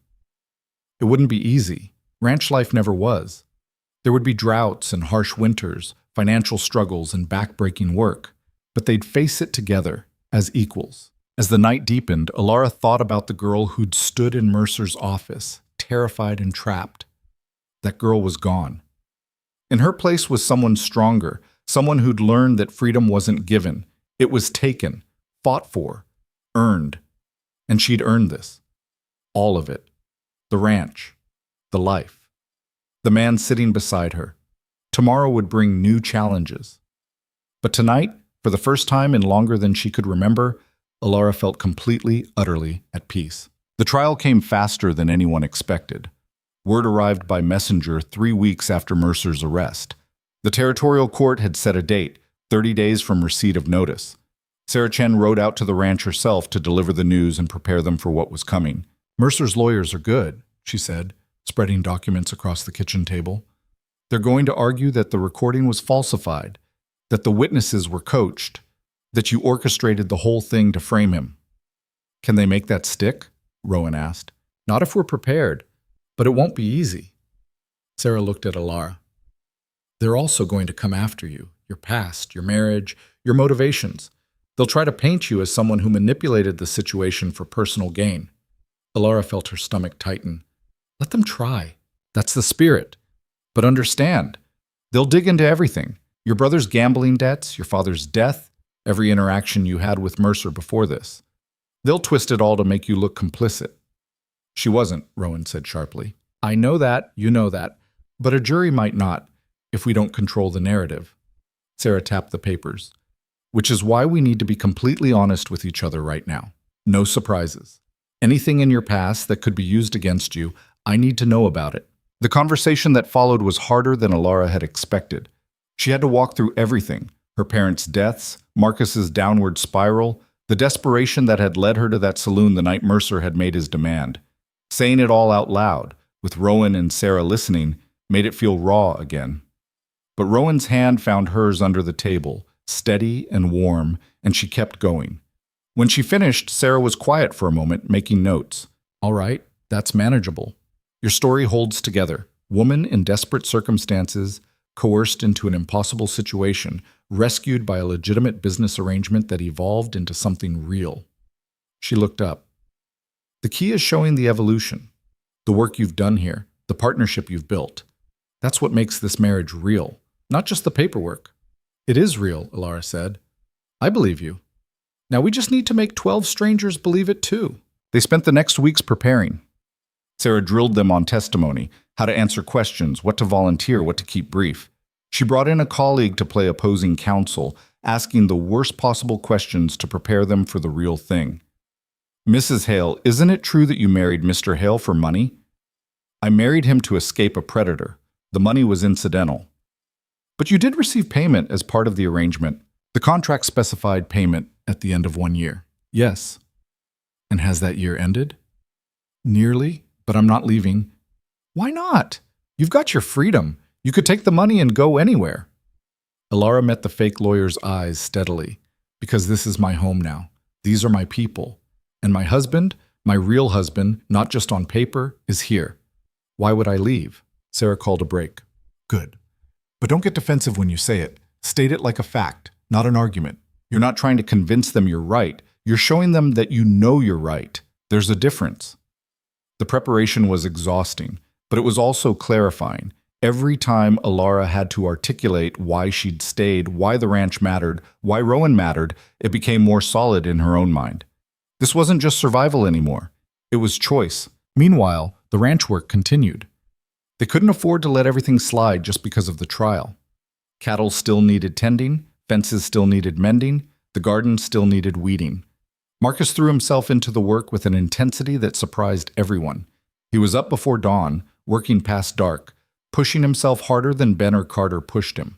You trying to kill yourself? Alara asked one evening, finding him replacing posts in the corral after everyone else had quit for the day. I'm trying to be useful. He didn't look up from his work. I'm trying to earn my place here. You've already done that. Have I? Now he did look at her and his face was haggard. This whole mess started because of me. My debts, my stupidity. You almost lost everything because I couldn't keep away from a card table. That's true, Alara said, because lying wouldn't help either of them. But you've been different since we came here. You've changed. Not enough. Not yet. He drove another post into the ground, with more force than necessary. When we go to that trial, I'm going to testify. I'm going to tell them exactly what happened, how I gambled you away, how Mercer threatened you, all of it, even if it makes me look like the worst kind of coward. Marcus, I need to do this, Alara. I need to own what I did. Maybe then I can start being someone worth respecting. She wanted to argue, to tell him he didn't have to put himself through that. But looking at his face, set and determined in a way she'd never seen before, she realized he was right. This was his path to redemption. She couldn't walk it for him. All right, she said. Then we'll do it together. The day of the trial arrived cold and gray with clouds threatening rain. They rode into town, Alara, Rowan, Marcus, and Sarah, arriving the night before to stay at the small hotel near the courthouse. Alara barely slept. She kept running through Sarah's instructions, imagining worst-case scenarios, trying to prepare herself for seeing Mercer again. When morning came, she dressed carefully in her best dress, one of the two she'd brought from Red Hollow, mended and cleaned until it looked almost new. Rowan wore his only suit, looking uncomfortable in the formal clothes. You ready? he asked. No, but I'm going anyway. He smiled slightly. That's my girl. The courthouse was packed. News of the trial had spread, and it seemed like half the territory had turned out to watch. Alara recognized faces from neighboring ranches, from town, even a few from Red Hollow who'd made the journey. And there, sitting with his lawyers at the defendant's table, was Cade Mercer. He looked different in formal clothes, almost respectable. But when his eyes met Alara's, she saw the same cold calculation she remembered from that office in Red Hollow. She didn't look away. The judge, a stern woman named Morrison with gray hair and sharp eyes, called the court to order. The prosecution went first, laying out the charges: conspiracy, attempted arson, extortion, coercion. Then they called their witnesses. The marshal testified about what he'd heard the night of the confrontation. The other ranchers testified about similar harassment from the railroad. Ben and Carter described the sabotage they'd witnessed. And then it was Alara's turn. Walking to the witness stand felt like walking through water, everything slow and surreal. She placed her hand on the Bible, swore to tell the truth, and sat down. The prosecutor, a young man named Williams, started with easy questions: her name, her age, where she lived, getting her comfortable. Then he got to the heart of it. Mrs. Hale, can you tell the court how you first encountered the defendant, Cade Mercer? Alara took a breath. My brother owed him money. $3,000 from a card game. We didn't have it. What did Mr. Mercer propose as an alternative? He said we could sign over our land. Or, she paused. Or I could come work for him. What kind of work? He didn't specify, but the implication was clear. Objection.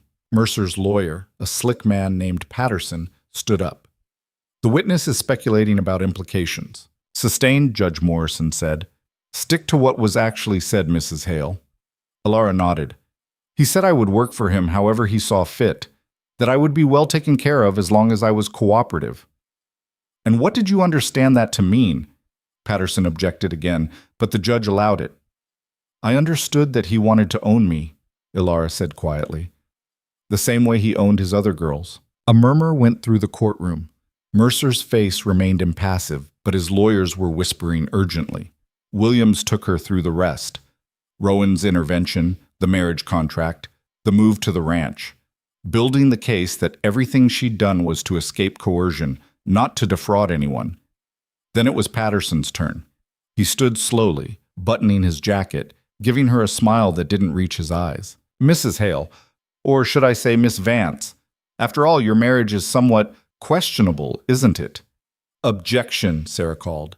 The validity of Mrs. Hale's marriage is not on trial here. It speaks to credibility, Your Honor. If she's lied about one thing, I haven't lied about anything, Alara interrupted.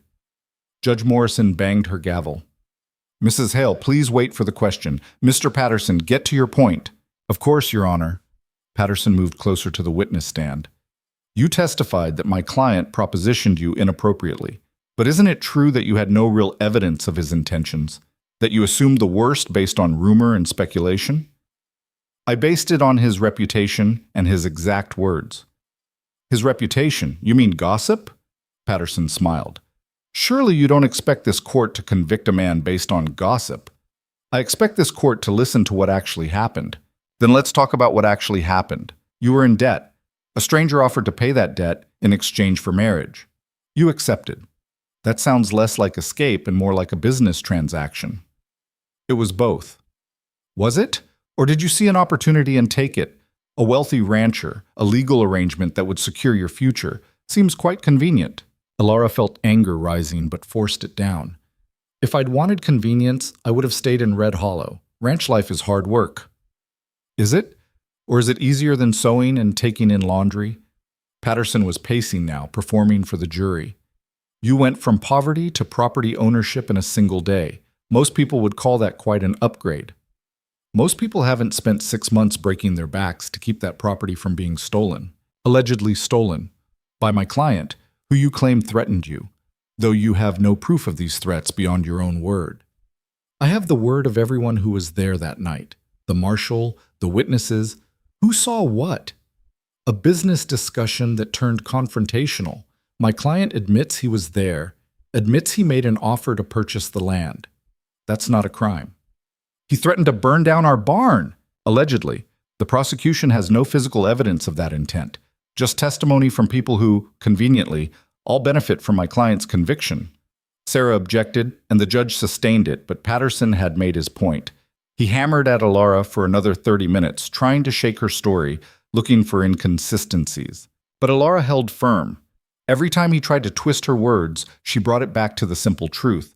Mercer had tried to coerce her. She'd escaped, and then he'd tried to take revenge. Finally, Patterson stepped back. No further questions. Alara left the stand feeling wrung out. Rowan caught her hand as she returned to their table, squeezing gently. "You did good," he whispered. Next came Marcus. Watching her brother walk to the stand, Alara felt a surge of nervousness. This was the riskiest testimony. Marcus had to admit to his gambling, his debts, essentially everything that made him look weak and unreliable. Williams handled him carefully, letting Marcus tell the story in his own words. "I'm an alcoholic and a gambler," Marcus said bluntly. "I was then, and I'm still fighting it now. I gambled money I didn't have and lost it to Cade Mercer. When I couldn't pay, he demanded my sister as collateral." "As collateral," Williams repeated. "Not as payment." He said payment, but what he meant was ownership. Marcus's hands were shaking, but his voice stayed steady. "I should have fought him, should have found another way, but I was a coward, and I let him threaten her because I was too scared to stand up. And now, looking back, what do you think Mr. Mercer's intentions were?" "I think he saw an opportunity to acquire something he wanted, my sister, and he used my weakness to try to take her." Patterson was brutal during cross-examination. "Mr. Vance, you admit to being an alcoholic and a gambler. Why should this court believe anything you say?" "Because I'm not lying. I've got no reason to lie. Admitting what I did makes me look like the worst kind of brother, but it's the truth. Or it's a story you've concocted to help your sister and her husband defraud my client." "I'm not that smart," Marcus said flatly. "If I was, I wouldn't have gambled away $3,000 in the first place." A few people in the gallery laughed. Patterson wasn't amused. "You live on Mr. Hale's ranch now, don't you? Depend on him for food and shelter? Seems like you have plenty of reason to lie if it protects your comfortable situation." "Comfortable?" Marcus laughed bitterly. "I work 16-hour days moving cattle and mending fences. My hands bleed half the time, and I fall asleep before I finish dinner. But yeah, it's comfortable compared to what would have happened to my sister if Mercer had gotten his way." Patterson tried several more angles, but Marcus didn't budge. He admitted every failing, owned every mistake, but refused to change his core testimony. When he finally stepped down, he looked exhausted, but lighter somehow. The trial continued for 2 more days. More witnesses, more testimony, experts arguing about the validity of the evidence. Mercer himself took the stand, smooth and composed, denying everything. Just a businessman conducting legitimate affairs, he claimed. Any threats were misunderstandings. The confrontation at the ranch was simply an attempt to negotiate. He was convincing. Alara could see some of the jury nodding along, but then Sarah stood for closing arguments. "Ladies and gentlemen, this case isn't complicated. A powerful man saw something he wanted and tried to take it. When he couldn't get it legally, he tried coercion. When that failed, he tried force. The defense wants you to believe this is about business, about property rights and legal negotiations. But at its core, this is about power and the abuse of it." She walked the jury through every piece of evidence, every testimony, building a picture that was hard to deny. Cade Mercer told us who he is that night at the Hale Ranch. He admitted to conspiracy. He threatened arson. He tried to extort a woman into servitude. Those aren't the actions of a legitimate businessman. They're the actions of a predator who thought he was above the law. She paused, making eye contact with each juror. "You have the power to show him he was wrong. You have the power to say that in this territory the law protects everyone, not just the wealthy and connected. You have the power to break the cycle of intimidation and abuse that men like Cade Mercer depend on." When she sat down, the courtroom was silent. Patterson gave his closing, a passionate defense of his client's innocence, accusations of conspiracy and fraud against Alara and Rowan. But even he seemed less confident than before. The jury deliberated for 6 hours. Alara and Rowan waited in a small room off the courthouse, not talking much. There was nothing left to say. They'd done everything they could. Now it was out of their hands. When the bailiff finally came to call them back, Alara's heart was pounding so hard she felt sick. The jury filed in, their faces unreadable. "Has the jury reached a verdict?" Judge Morrison asked. The foreman stood. "We have, Your Honor. On the charge of conspiracy to defraud, how do you find?" "Guilty." Alara's breath caught. "On the charge of attempted arson?" "Guilty." "On the charge of extortion?" "Guilty." The courtroom erupted. Judge Morrison banged her gavel, calling for order, but people were already celebrating. Alara felt Rowan's arm around her shoulders, felt Marcus grabbing her hand, felt tears on her face that she didn't remember starting. Mercer's face had gone white.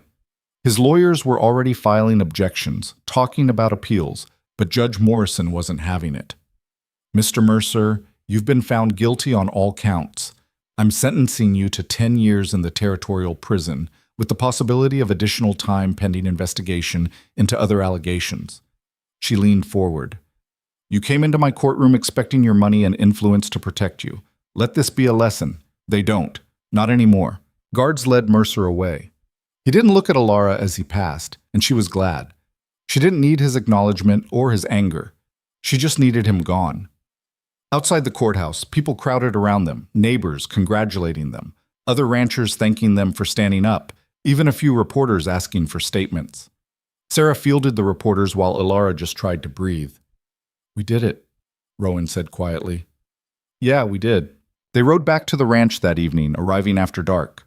Ben and Carter had kept things running while they were gone, and they met them at the door with relieved smiles.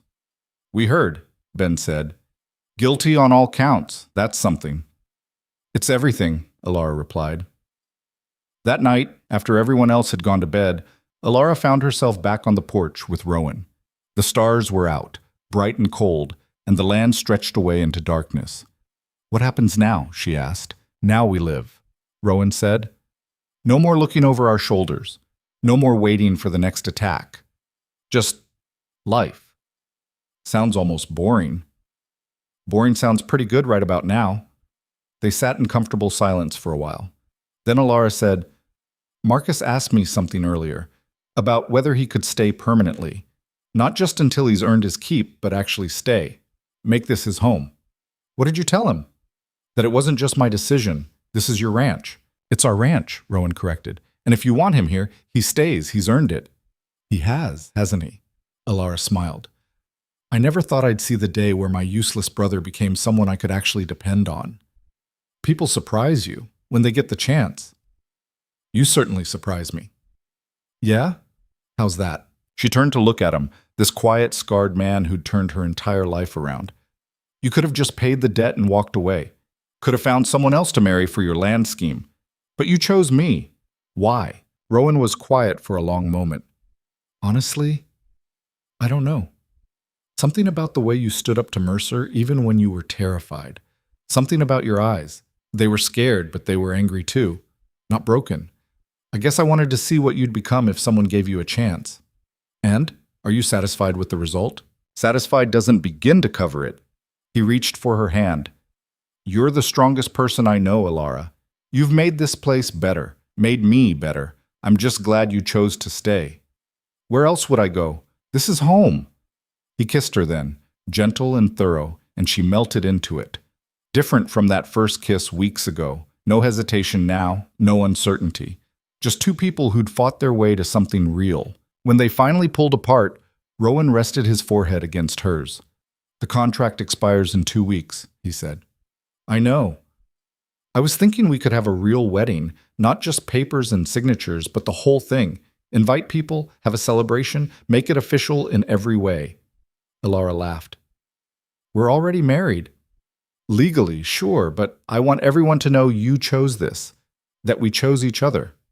"All right, but nothing fancy, just family and friends." "Deal." They planned it together over the next 2 weeks, a simple ceremony at the ranch, with Ben officiating since he had some kind of universal minister's license from his younger days. They invited the neighbors, the ranchers who'd stood with them, Sarah Chen and the marshal. Even sent word to Red Hollow, though Alara wasn't sure anyone would come. The morning of the ceremony, Alara woke to sunshine and the smell of something burning. She rushed to the kitchen to find Marcus and Carter attempting to bake something that might have once been intended as a cake. "What are you doing?" she asked, staring at the smoking disaster. Making you a wedding cake, Marcus said defensively. It's not going well. I can see that. We followed the recipe exactly, Carter protested. Did the recipe say to burn it? That was an accident. Peace. Alara couldn't help it. She started laughing. And once she started, she couldn't stop. Marcus and Carter joined in, and soon all three of them were doubled over, tears streaming down their faces. We'll just buy one in town, Marcus finally gasped. This was a terrible idea. No, Alara said, wiping her eyes. This was perfect. The ceremony itself was simple but beautiful. They held it in the yard, with the ranch house behind them and the open land stretching out ahead. Alara wore a new dress, white, simple, the first thing she'd bought with the settlement money. Rowan wore his suit again, looking slightly less uncomfortable this time. About 40 people showed up, filling the yard with laughter and conversation. And to Alara's surprise, a few folks from Red Hollow made the journey, including the woman who'd run the general store where Alara used to work. Couldn't miss this, she said, hugging Alara. You got out. You made something of yourself. That's worth celebrating. When it came time for the ceremony, everyone gathered around. Ben cleared his throat, looking uncharacteristically nervous. Well, I've married a few folks in my time, but never two people who were already married. This is a first. A few people laughed. But I guess that's fitting, because this whole thing has been about firsts. First time standing up to powerful men and winning. First time turning a business deal into something real. First time choosing love instead of just accepting what you're given. He looked at Alara and Rowan. You two have been through more in 1 year than most couples face in a lifetime. You've been tested, threatened, pushed to your limits, and you came through it stronger. That's not luck, that's partnership, that's love. He nodded to them. So now, in front of all these witnesses, I'm asking you to make the same vows, but this time knowing exactly what they mean. Rowan Hale, do you take Alara as your wife, your partner, your equal, to stand with her through whatever comes next? I do, Rowan said, his voice steady. And Alara Vance Hale, do you take Rowan as your husband, your partner, your equal, to stand with him through whatever comes next? I do. Then by the power vested in me by, well, a piece of paper I got in Missouri 20 years ago, I pronounce you husband and wife. Again. For real this time. Rowan kissed her to cheers and applause, and it felt different from any kiss before. Public, witnessed, claimed. This was them telling the world they chose each other. The celebration that followed was chaotic and perfect. Someone had brought a fiddle, someone else a guitar, and soon there was music and dancing in the yard. The store-bought cake actually tasted good, and there was enough food to feed everyone twice over. Marcus gave a toast that made Alara cry, talking about second chances and redemption, and the sister who'd never given up on him even when she should have. Sarah Chen toasted to justice and stubborn clients who refused to quit. Ben toasted to the best ranch hands he'd ever worked with. And Rowan, when it was his turn, simply raised his glass and said, To Alara, the strongest person I know, thank you for choosing me. As the sun set and the party continued, Alara found a quiet moment to stand at the edge of it all, watching. Her people, because that's what they were now, laughing and talking and celebrating. Her home, solid and real behind her. Her husband, catching her eye across the yard and smiling. A year ago, she'd been trapped and desperate, trading one unknown for another. Now she was free. Truly free. Not because someone had rescued her, but because she'd rescued herself. Because she'd worked and fought and refused to break. The contract that had brought her here was expired, null and void. But the life it had led to, that was just beginning. Marcus appeared at her elbow. You look happy. I am. Good. You deserve it. He hesitated. I know I've said this before, but I need to say it again. I'm sorry. For everything. For what I put you through. Alara looked at her brother, sober, strong, completely different from the man who'd gambled her away. I know you are. And I forgive you. Really? Really? On one condition. What's that? You stay, keep working, keep being this version of yourself instead of who you used to be. Marcus smiled. I can do that. Then we're good. They stood together watching the celebration, and Alara felt something settle in her chest.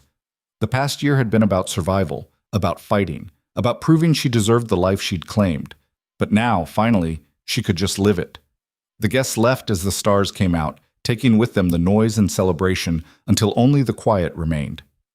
Alara stood on the porch, watching the last wagon disappear over the ridge, aware of Rowan beside her but content with the silence between them. "Tired?" he asked finally. "Exhausted, but the good kind." He nodded, understanding without needing more words. That was one of the things she'd learned about him over the past year. He didn't fill silence just because it was there. He let moments breathe. "Come on," he said, offering his hand. "Let's go inside." Their wedding night wasn't what stories made it out to be. There was no grand romance, no sweeping declarations. Just two people who'd worked themselves raw for months, finally allowing themselves to rest. They fell asleep tangled together, still half-dressed, too tired for anything except the comfort of not being alone. Morning came with rooster crows and the reality that ranches didn't care about weddings or honeymoons. Alara woke to find Rowan already gone, the space beside her cold. For a moment, she felt a flash of something like abandonment before she heard voices outside and remembered. This was the life they'd chosen. Work didn't stop for sentiment. She dressed quickly and found him in the barn with Marcus and Ben, dealing with a cow that had gotten into the feed storage and eaten herself sick. "Morning," Rowan said, not looking up from where he was trying to get the animal to her feet. "Sorry, I tried to be quiet." "It's fine. I should be up anyway." Alara grabbed a rope. "What do you need?" They worked together through the morning crisis, and when it was handled and the cow was recovering in a separate pen, Rowan caught her hand. "Some wedding night, huh?" "I've had worse." She was smiling, though. "At least nobody tried to burn anything down." "Give it time. Day's not over yet." It became their private joke over the following weeks, the ways their life together kept refusing to be anything like normal.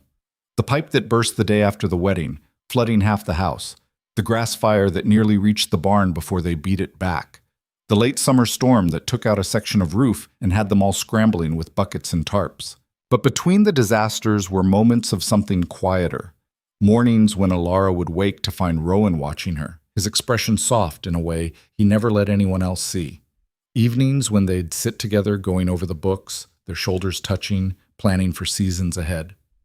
Nights when they'd finally found the space to be more than just partners, more than just survivors, learning each other in ways that had nothing to do with contracts or convenience. "I never thought it would be like this," Alara said one night, lying beside him in the dark. "Like what?" "Easy. Not the work. That's hard as ever. But this?" She gestured between them. "Us. I thought it would be complicated, awkward." "It was at first." "Was it?" "I don't remember that part." Rowan laughed quietly. "That's because you were too busy trying to prove you could outwork everyone. Didn't have time to be awkward." "I wasn't trying to prove anything." "You were absolutely trying to prove something, and you did." She rolled to face him. "What did I prove?" "That you're tougher than you look. That you don't quit. That I was right to take a chance on you." He tucked a strand of hair behind her ear. "That you were worth every penny of that $3,000. Romantic." "I'm not good at romantic." "No, you're really not." But she was smiling. "Lucky for you, I don't need romantic. I just need real." "That I can do." Fall came early that year, turning the grass golden and bringing cold nights that had them piling extra blankets on the bed. The garden gave its last yield, and Alara spent days preserving everything they could, jars of vegetables lined up in the cellar like soldiers standing guard against winter. Marcus proved himself invaluable during the fall roundup, working alongside Ben and Carter to bring in the cattle for sorting and sale.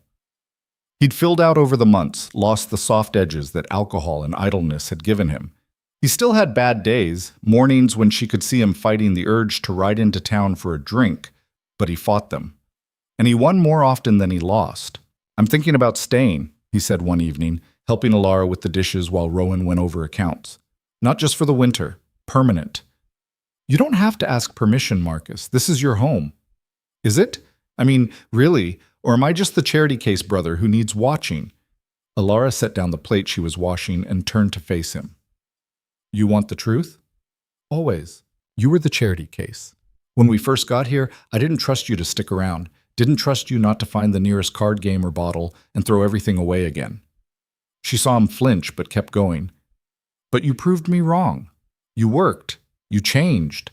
And now when I think about this place, about our future here, I can't imagine it without you. So yeah, it's your home if you want it to be. Marcus's eyes were bright. I want it to be. Then stay. Help us build something that lasts. I can do that. They finished the dishes in comfortable silence, and Alara thought about how strange it was. A year ago, she'd wanted nothing more than to escape her brother and the life he'd trapped her in. Now she couldn't imagine this ranch without him. People changed. Not always, not easily, but they could, if they wanted it badly enough. Winter settled in hard and fast, bringing snow that lasted for days and temperatures that made the morning walk to the barn feel like punishment. They lost 2 calves to the cold despite their best efforts, and Alara cried over them in a way that surprised her. Rowan found her in the barn, sitting beside the second one, and just sat down beside her without saying anything. I couldn't save them, she said finally. No. Sometimes you can't. I should have checked sooner, should have brought them in. Alara. He waited until she looked at him. You did everything right. Sometimes that's still not enough. That's ranching. That's life. I hate it. I know, but hating it doesn't change it. She leaned against him, and they sat together in the cold barn until Ben came looking for them. Sorry to interrupt, he said, but there's someone here to see you. The someone turned out to be Sarah Chen, looking half-frozen and completely exhausted. I rode out to tell you in person, she said, accepting the coffee Alara pressed into her hands.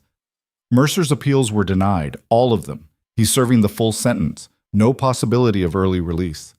Alara felt something unknot in her chest. It's really over then. It's really over. He can't touch you. Can't touch this place. You're free. The word hung in the air between them, heavy with meaning. Free. Alara had thought she'd been free when she left Red Hollow. Had thought she'd been free when the trial ended. But hearing that final door slam shut on Mercer's options, that was different. That was the last shadow lifting. Thank you, she said, for everything. You did the hard part. I just filed the paperwork. Sarah set down her cup. I should head back before the weather gets worse. Stay the night, Rowan said. Roads are dangerous in this snow, and it's nearly dark. We've got room. Sarah accepted gratefully, and that evening they had an unexpected celebration. The 6 of them crowded around the table, sharing stories and laughter. Sarah told them about other cases she'd won, other people she'd helped escape bad situations. Ben countered with tales from his younger days. Even Carter, usually quiet, shared stories about growing up in a territory that didn't want people who looked like him. But you make your own place, he said. Find people who see you for what you are, not what they think you should be. That's what I found here. Alara looked around the table at these people who'd become her family in ways blood never guaranteed.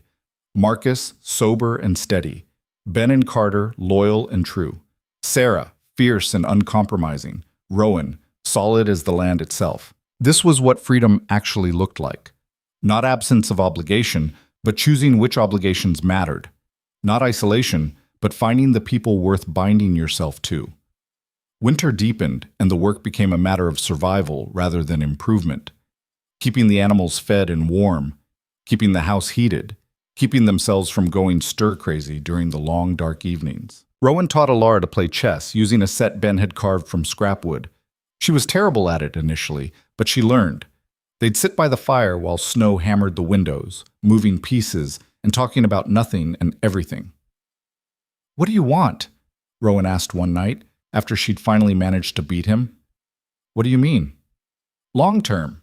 5 years from now, 10 years from now. What does this place look like to you? Alara considered the question seriously. More cattle. Maybe horses too. Good breeding stock. Expand the house. Build a proper bunkhouse instead of making Marcus and the others share that cramped space. Get the land producing enough that we're not one bad season away from trouble. That's the ranch. What about you? I am the ranch. Same as you. Are you? He moved his queen, threatening her king. Because I keep thinking about what you said that first day. About how you'd been sewing and working odd jobs, barely scraping by. You're smart, Alara. Quick with numbers, good with people. You could do more than ranch work if you wanted.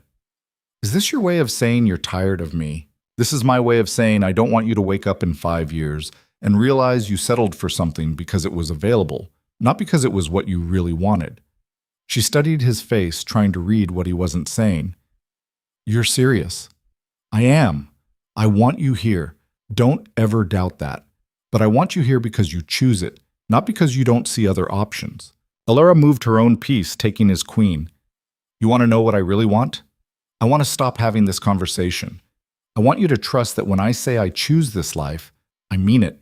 I'm not staying because I'm trapped or because I don't know better. I'm staying because I fought for this place, bled for it, and it's mine. We're mine. That's not settling. That's winning." Rowan smiled slowly. "Checkmate." She looked down at the board and saw he was right. She'd been so focused on the queen that she'd missed his bishop. "Damn it." "You're learning, though. Another few months and you'll actually beat me fair." "I beat you last week." "You got lucky." Keep telling yourself that. They played another round, and the conversation moved to other things, but Alara thought about what he'd said, about choices and options, and making sure she wasn't confusing necessity with desire. The truth was, she had changed over the past year. The girl who'd left Red Hollow had been running from something. The woman she'd become was running toward something, toward a life she'd built with her own hands, toward a future that didn't just happen to her, but that she actively shaped. That was the difference. That was everything. Spring came late and wet, turning the land into mud that sucked at boots and made every task twice as hard. But it also brought new calves, new grass, new possibilities. They'd made it through winter with most of the herd intact, and the market prices were looking good. "We could expand," Rowan said one morning, looking over the books. "Buy more land from the Henderson place. They're getting too old to manage it. Add another 100 acres. Can we afford it? With the settlement money and what we'll make on this season's sales? Yeah, we can afford it." Alara thought about it. More land meant more work, more responsibility, more risk. It also meant more security, more room to grow, more evidence that this wasn't just survival but actual success. "Let's do it." They made the offer that week, and the Hendersons accepted gratefully. The additional land nearly doubled their grazing capacity, which meant they could increase the herd size and actually start making real profit instead of just breaking even. "We're ranchers now," Marcus said, helping to survey the new property lines. "Real ones." "We were real ones before," Alara said. "Yeah, but now we're successful real ones. That's different." He wasn't wrong. Success changed things in subtle ways, the way people in town treated them, with respect instead of pity or suspicion. The way other ranchers asked Rowan's opinion on stock and land management. The way Alara could walk into the general store and buy supplies without counting every penny. But success also brought new challenges. A neighboring rancher tried to claim that the Henderson property had historically included water rights that superseded the sale. A group of drifters set up camp on the far edge of the new land and had to be convinced to move on. The expanded herd meant they needed to hire additional help, which meant finding people they could trust. "Nothing's ever simple, is it?" Alara said, dealing with the fifth crisis in as many weeks. "If it was simple, everyone would do it," Rowan replied. "The fact that it's hard is what makes it worth doing." She was learning to believe that. Learning that the struggle wasn't a sign of failure, but evidence of actually building something real. Easy things didn't last. Difficult things, fought for and earned, those had staying power. They hired 2 new hands by midsummer, a young couple named Thomas and Annie, who'd been working a failing ranch to the south. They were young, barely 20, but they knew the work and needed the opportunity. "We'll give you fair wages and a place to stay," Rowan told them. "But we expect hard work and honesty. You give us that, and you've got a home here as long as you want it." They did give it, and the ranch started to feel more like a real operation instead of just a handful of people scrambling to keep up. Ben taught Thomas the finer points of cattle management. Carter showed Annie how to handle the horses, and she turned out to have a natural gift for it. Marcus worked with both of them, and Alara noticed he'd developed a knack for training, patient and clear in a way he'd never been before. "You're good at this," she told him one evening, watching him walk Thomas through a complicated repair. "Teaching, I mean." Marcus shrugged, embarrassed. "Just showing him what Ben showed me." "It's more than that. You explain things so people actually understand. That's a skill." "Maybe." He looked at her. "Think we could use a foreman? Someone to manage the day-to-day stuff now that we're bigger? Are you applying for the job?" "If you're offering. Elara glanced at Rowan, who was watching the exchange with interest. He nodded slightly. "All right," she said. "You're foreman, but that means responsibility, making sure everyone's doing their work, handling problems before they get to us, keeping things running smooth." "I can do that." "I know you can. That's why I'm asking." Marcus smiled, the real smile that he'd barely shown in the old days, when everything was about the next drink or the next game. "Thanks, Elara. I won't let you down." "I know that too." Summer burned hot and dry, testing their water systems and their patience. They lost some crops to the heat, but the herd stayed strong. Rowan spent long hours checking fences and water sources, making sure nothing fell apart. Elara managed the books and supplies, learning the business side of ranching with the same determination she'd brought to the physical work. One afternoon, she was in town picking up feed when she overheard two women talking. "That's her," one whispered, not quite quietly enough. "The one who married Rowan Hale." "She used to be Vance, didn't she? The one whose brother gambled her away?" "That's what I heard, though some say it was a scheme all along, her way of landing a rich rancher." Elara felt heat rise in her face, but before she could respond, another voice cut in. "You two don't know what you're talking about." It was the woman from the general store, the one who'd come to their wedding. She'd walked over without Elara noticing. "Elara Hale is one of the hardest working people in this territory. I've watched her build that ranch from nothing, so unless you've got something kind to say, keep your gossip to yourselves." The two women flushed and hurried away. The store owner, her name was Margaret, Elara remembered, turned to her. "Don't let them get to you. People always talk. Doesn't make it true." "Thank you," Elara said. "You didn't have to do that." "Sure I did. I remember you working here, taking every shift I could give you to keep your brother fed. I remember how hard you tried.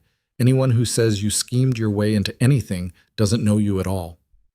Elara felt tears prick her eyes and blinked them back. "I appreciate that. Really." "Just telling the truth, honey." Margaret patted her arm. "Now you said you needed feed." Driving the wagon back to the ranch, Elara thought about those women and their gossip. A year ago, it would have devastated her, the thought that people saw her as scheming or manipulative. Now it just seemed small. People who didn't know her could think whatever they wanted. The people who mattered knew the truth. She wasn't running from her past anymore, wasn't trying to prove anything to anyone except herself. That was its own kind of freedom. Fall came again, marking a full year since the wedding.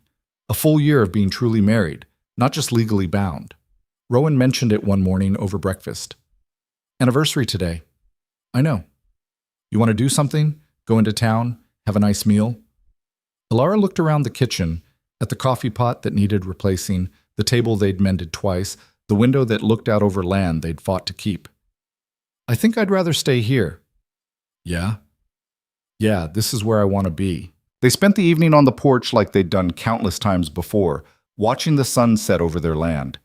But Rowan had one surprise, a small box he pulled from his pocket. "I know we didn't do rings the first time," he said. "Seemed silly for a business arrangement, but this isn't a business arrangement anymore." Inside the box was a simple gold band, plain and sturdy. "Perfect." "Rowan, you don't have to wear it if you don't want to. I just thought—" She kissed him, stopping the words. When she pulled back, she held out her hand so he could slip the ring on her finger. It fit perfectly. "How did you know my size?" "Asked Margaret to measure one of your gloves. She helped me pick it out." Elara looked at the ring, then at him. "I love it, and I love you." It was the first time either of them had said it out loud. The words hung between them, simple and true. "I love you too," Rowan said. "Have for months now. Just didn't know how to say it." "You just did." They sat together as darkness fell, and Elara thought about the journey that had brought them here. From that desperate night in Red Hollow to this moment of chosen peace. It hadn't been smooth or easy. There had been fear and pain and moments when she doubted everything. But there had also been growth and strength and the slow realization that she was capable of more than she'd ever imagined. The ranch had taught her that. Rowan had taught her that. She'd taught herself that. Winter came again, and this time they were ready for it. Better supplies, better preparation, better systems. They still had challenges. A bad ice storm, a sick horse, the usual small disasters that came with managing land and animals. But they handled them together, as a team. Marcus proved himself as foreman, keeping everything running smoothly, even when Rowan was dealing with business in town or Alara was managing the household accounts. Thomas and Annie settled in well, and by spring they were talking about building their own small house on the property, making this a permanent home. "The ranch is growing," Ben observed one evening, "becoming something bigger than just the four of us." "That's good though, right?" Carter asked. "Yeah, it's good. Just different," Ben smiled. "But different isn't bad. Not when it's the right kind of different." 2 years after that first contract was signed, Alara found herself pregnant. She'd suspected for a few weeks before she was sure, and even then she didn't know how to tell Rowan. They'd never discussed children. It hadn't seemed important when they were just trying to survive. But now, with stability and a future that stretched out in front of them, it felt monumental. She told him one night in their room, direct and simple because that's how they talked to each other. "I'm pregnant." Rowan froze in the middle of pulling off his boots. "You're... what?" "Pregnant. About 3 months along, I think." He just stared at her for a long moment. Then he started to smile. That rare, full smile that she'd learned meant he was genuinely happy. "We're having a baby." "We're having a baby," she confirmed. He crossed the room and pulled her into his arms, careful and gentle like she might break. "I don't know how to do this." "Neither do I. We'll figure it out." "Like everything else?" "Like everything else." The pregnancy was hard.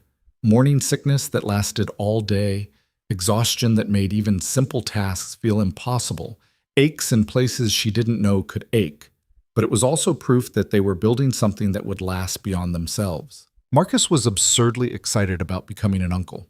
He started building a cradle in his spare time, working on it with the same dedication he brought to everything now. Ben and Carter took on more of Alara's physical work without being asked. Annie, who'd had a baby before coming to the ranch, gave her advice and reassurance. And Rowan was terrified in the best way, constantly worrying, constantly making sure she was comfortable, constantly planning for every possible scenario. "You're driving me crazy," Alara told him one evening after he'd asked for the 5th time if she needed anything. "I know, I can't help it. I'm not dying, I'm just pregnant." "I know that too, but what if I—" "No what ifs. We deal with what actually happens, same as always." He nodded, but she could see he was still worried. She understood. This was new territory for both of them, scarier than anything they'd faced before because it wasn't just about them anymore. The baby came in early spring, during a rainstorm that turned the roads to mud and made getting the doctor impossible. Annie ended up delivering the baby with Ben's help, while Rowan paced outside like a caged animal, and Marcus kept the fire going to heat water. It was messy and painful, and nothing like the peaceful scene Alara had occasionally imagined. There was screaming and blood and moments when she was certain something had gone terribly wrong. But then there was a different kind of crying, high and angry and alive. And Annie was placing a tiny red-faced baby in her arms. "A girl," Annie said, smiling, "healthy and loud." Alara looked down at her daughter, at this impossibly small person they'd created, and felt something shift in her chest, a new kind of fear, a new kind of love, both overwhelming in their intensity. Rowan came in a moment later looking pale and frightened. Are you? "We're fine," Alara said. "Come meet your daughter." He approached slowly, like he was afraid of breaking something, and when he finally looked at the baby, his expression did something Alara had never seen before. Complete wonder, complete terror, complete love all at once. "She's so small." "She'll grow." "What do we call her?" They discussed names but never settled on anything. Now, looking at this tiny, fierce creature, Alara knew. "Grace," she said, Grace Vance Hale. After your mother?" "After the chance we were given, the grace of a second start." Rowan touched Grace's tiny hand with one finger, and she gripped it reflexively. He laughed, the sound almost breaking. "She's strong." She'd have to be. Look at her parents. The first months were exhausting in entirely new ways. Sleepless nights, constant feeding, the terror that came with being responsible for something so fragile. But there were also moments of perfect peace. Watching Grace sleep, seeing her start to focus on their faces, hearing her first laugh. Marcus was a surprisingly good uncle, patient and gentle in ways Alara wouldn't have predicted. He'd sit with Grace for hours, talking to her about the ranch and the horses and everything she'd learned when she was bigger. "You're going to be tough," he told her one evening, holding her carefully while Alara finally ate a meal with both hands. "Like your mama. Nothing's going to keep you down." "Don't give her ideas," Alara said. "I'd like at least a few years before she starts causing trouble." "Too late. She's a Hale. Trouble's guaranteed." The ranch adjusted to having a baby in the mix. Ben built a cradle that could hang in the barn for when Alara needed to work nearby. Carter made a set of small boots for when she was old enough to walk. Thomas and Annie's own baby came a few months later, a boy they named Samuel. And suddenly, the ranch felt like it was building towards something generational. "We're creating a legacy," Rowan said one evening, watching Alara nurse Grace while he went over the books. "Something that'll outlast us." That was always the goal, wasn't it? Keep the land, build it up, pass it on. I guess I just didn't think about what pass it on actually meant. It was abstract before. Now it's real. He looked at Grace, his expression soft. "Now it matters in a different way." "Everything matters in a different way now," Alara agreed. "But that's good. Means we're not just surviving anymore, we're actually living." 3 years after that first contract, 5 years after Alara had first arrived at the ranch, she sat on the porch with Grace sleeping against her shoulder and watched Rowan work with Marcus and the others in the corral. The ranch had grown. More land, more cattle, more people. They'd weathered droughts and harsh winters, dealt with illness and injury and all the small catastrophes that came with this life. But they'd survived. More than survived. They'd thrived. The girl who'd stood in Mercer's office, terrified and trapped, felt like someone from a different lifetime. That girl had been breakable, desperate, willing to trade herself for even the smallest chance at escape. The woman Alara had become was none of those things. She was strong, capable, certain of her place in the world. She'd built this life with her own hands, fought for it when others tried to take it, and claimed it fully when given the choice. That was what freedom actually looked like. Not the absence of obligation, but the power to choose which obligations mattered. Not isolation, but the courage to bind yourself to people and places worth fighting for. Rowan finished whatever he was doing and walked toward the house, wiping sweat from his forehead. He stopped at the bottom of the porch steps, looking up at her and Grace. "What are you thinking about?" he asked. "Everything. Nothing. How far we've come." "Any regrets?" Alara looked at the ring on her finger, at the baby sleeping against her heart, at the man who'd given her a chance when she'd needed it most. She looked at the land stretching out in all directions, land they'd fought for, land they'd earned, land they'd chosen. "Not a single one," she said. Rowan smiled and climbed the steps to sit beside her.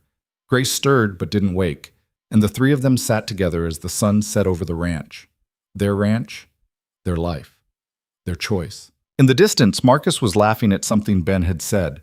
Carter and Thomas were working on a fence line. Annie was hanging laundry while Samuel played in the dirt nearby. All these people who'd found their way here, who'd made this place more than just land and labor. They'd built something real, something lasting, not perfect. Perfection was impossible and probably wouldn't have been worth having anyway. But real, honest, earned. And in the end, that was worth more than any contract could have promised. Worth more than escape or survival, or any of the small goals Alara had allowed herself to imagine back in Red Hollow. She'd gambled everything on a stranger's offer and a desperate hope. She'd worked until her hands bled and her body broke. She'd fought against people with more power and more resources. She'd chosen love when she could have chosen safety. She'd chosen roots when she could have chosen freedom. And every single choice had led her here, to this porch, this family, this life.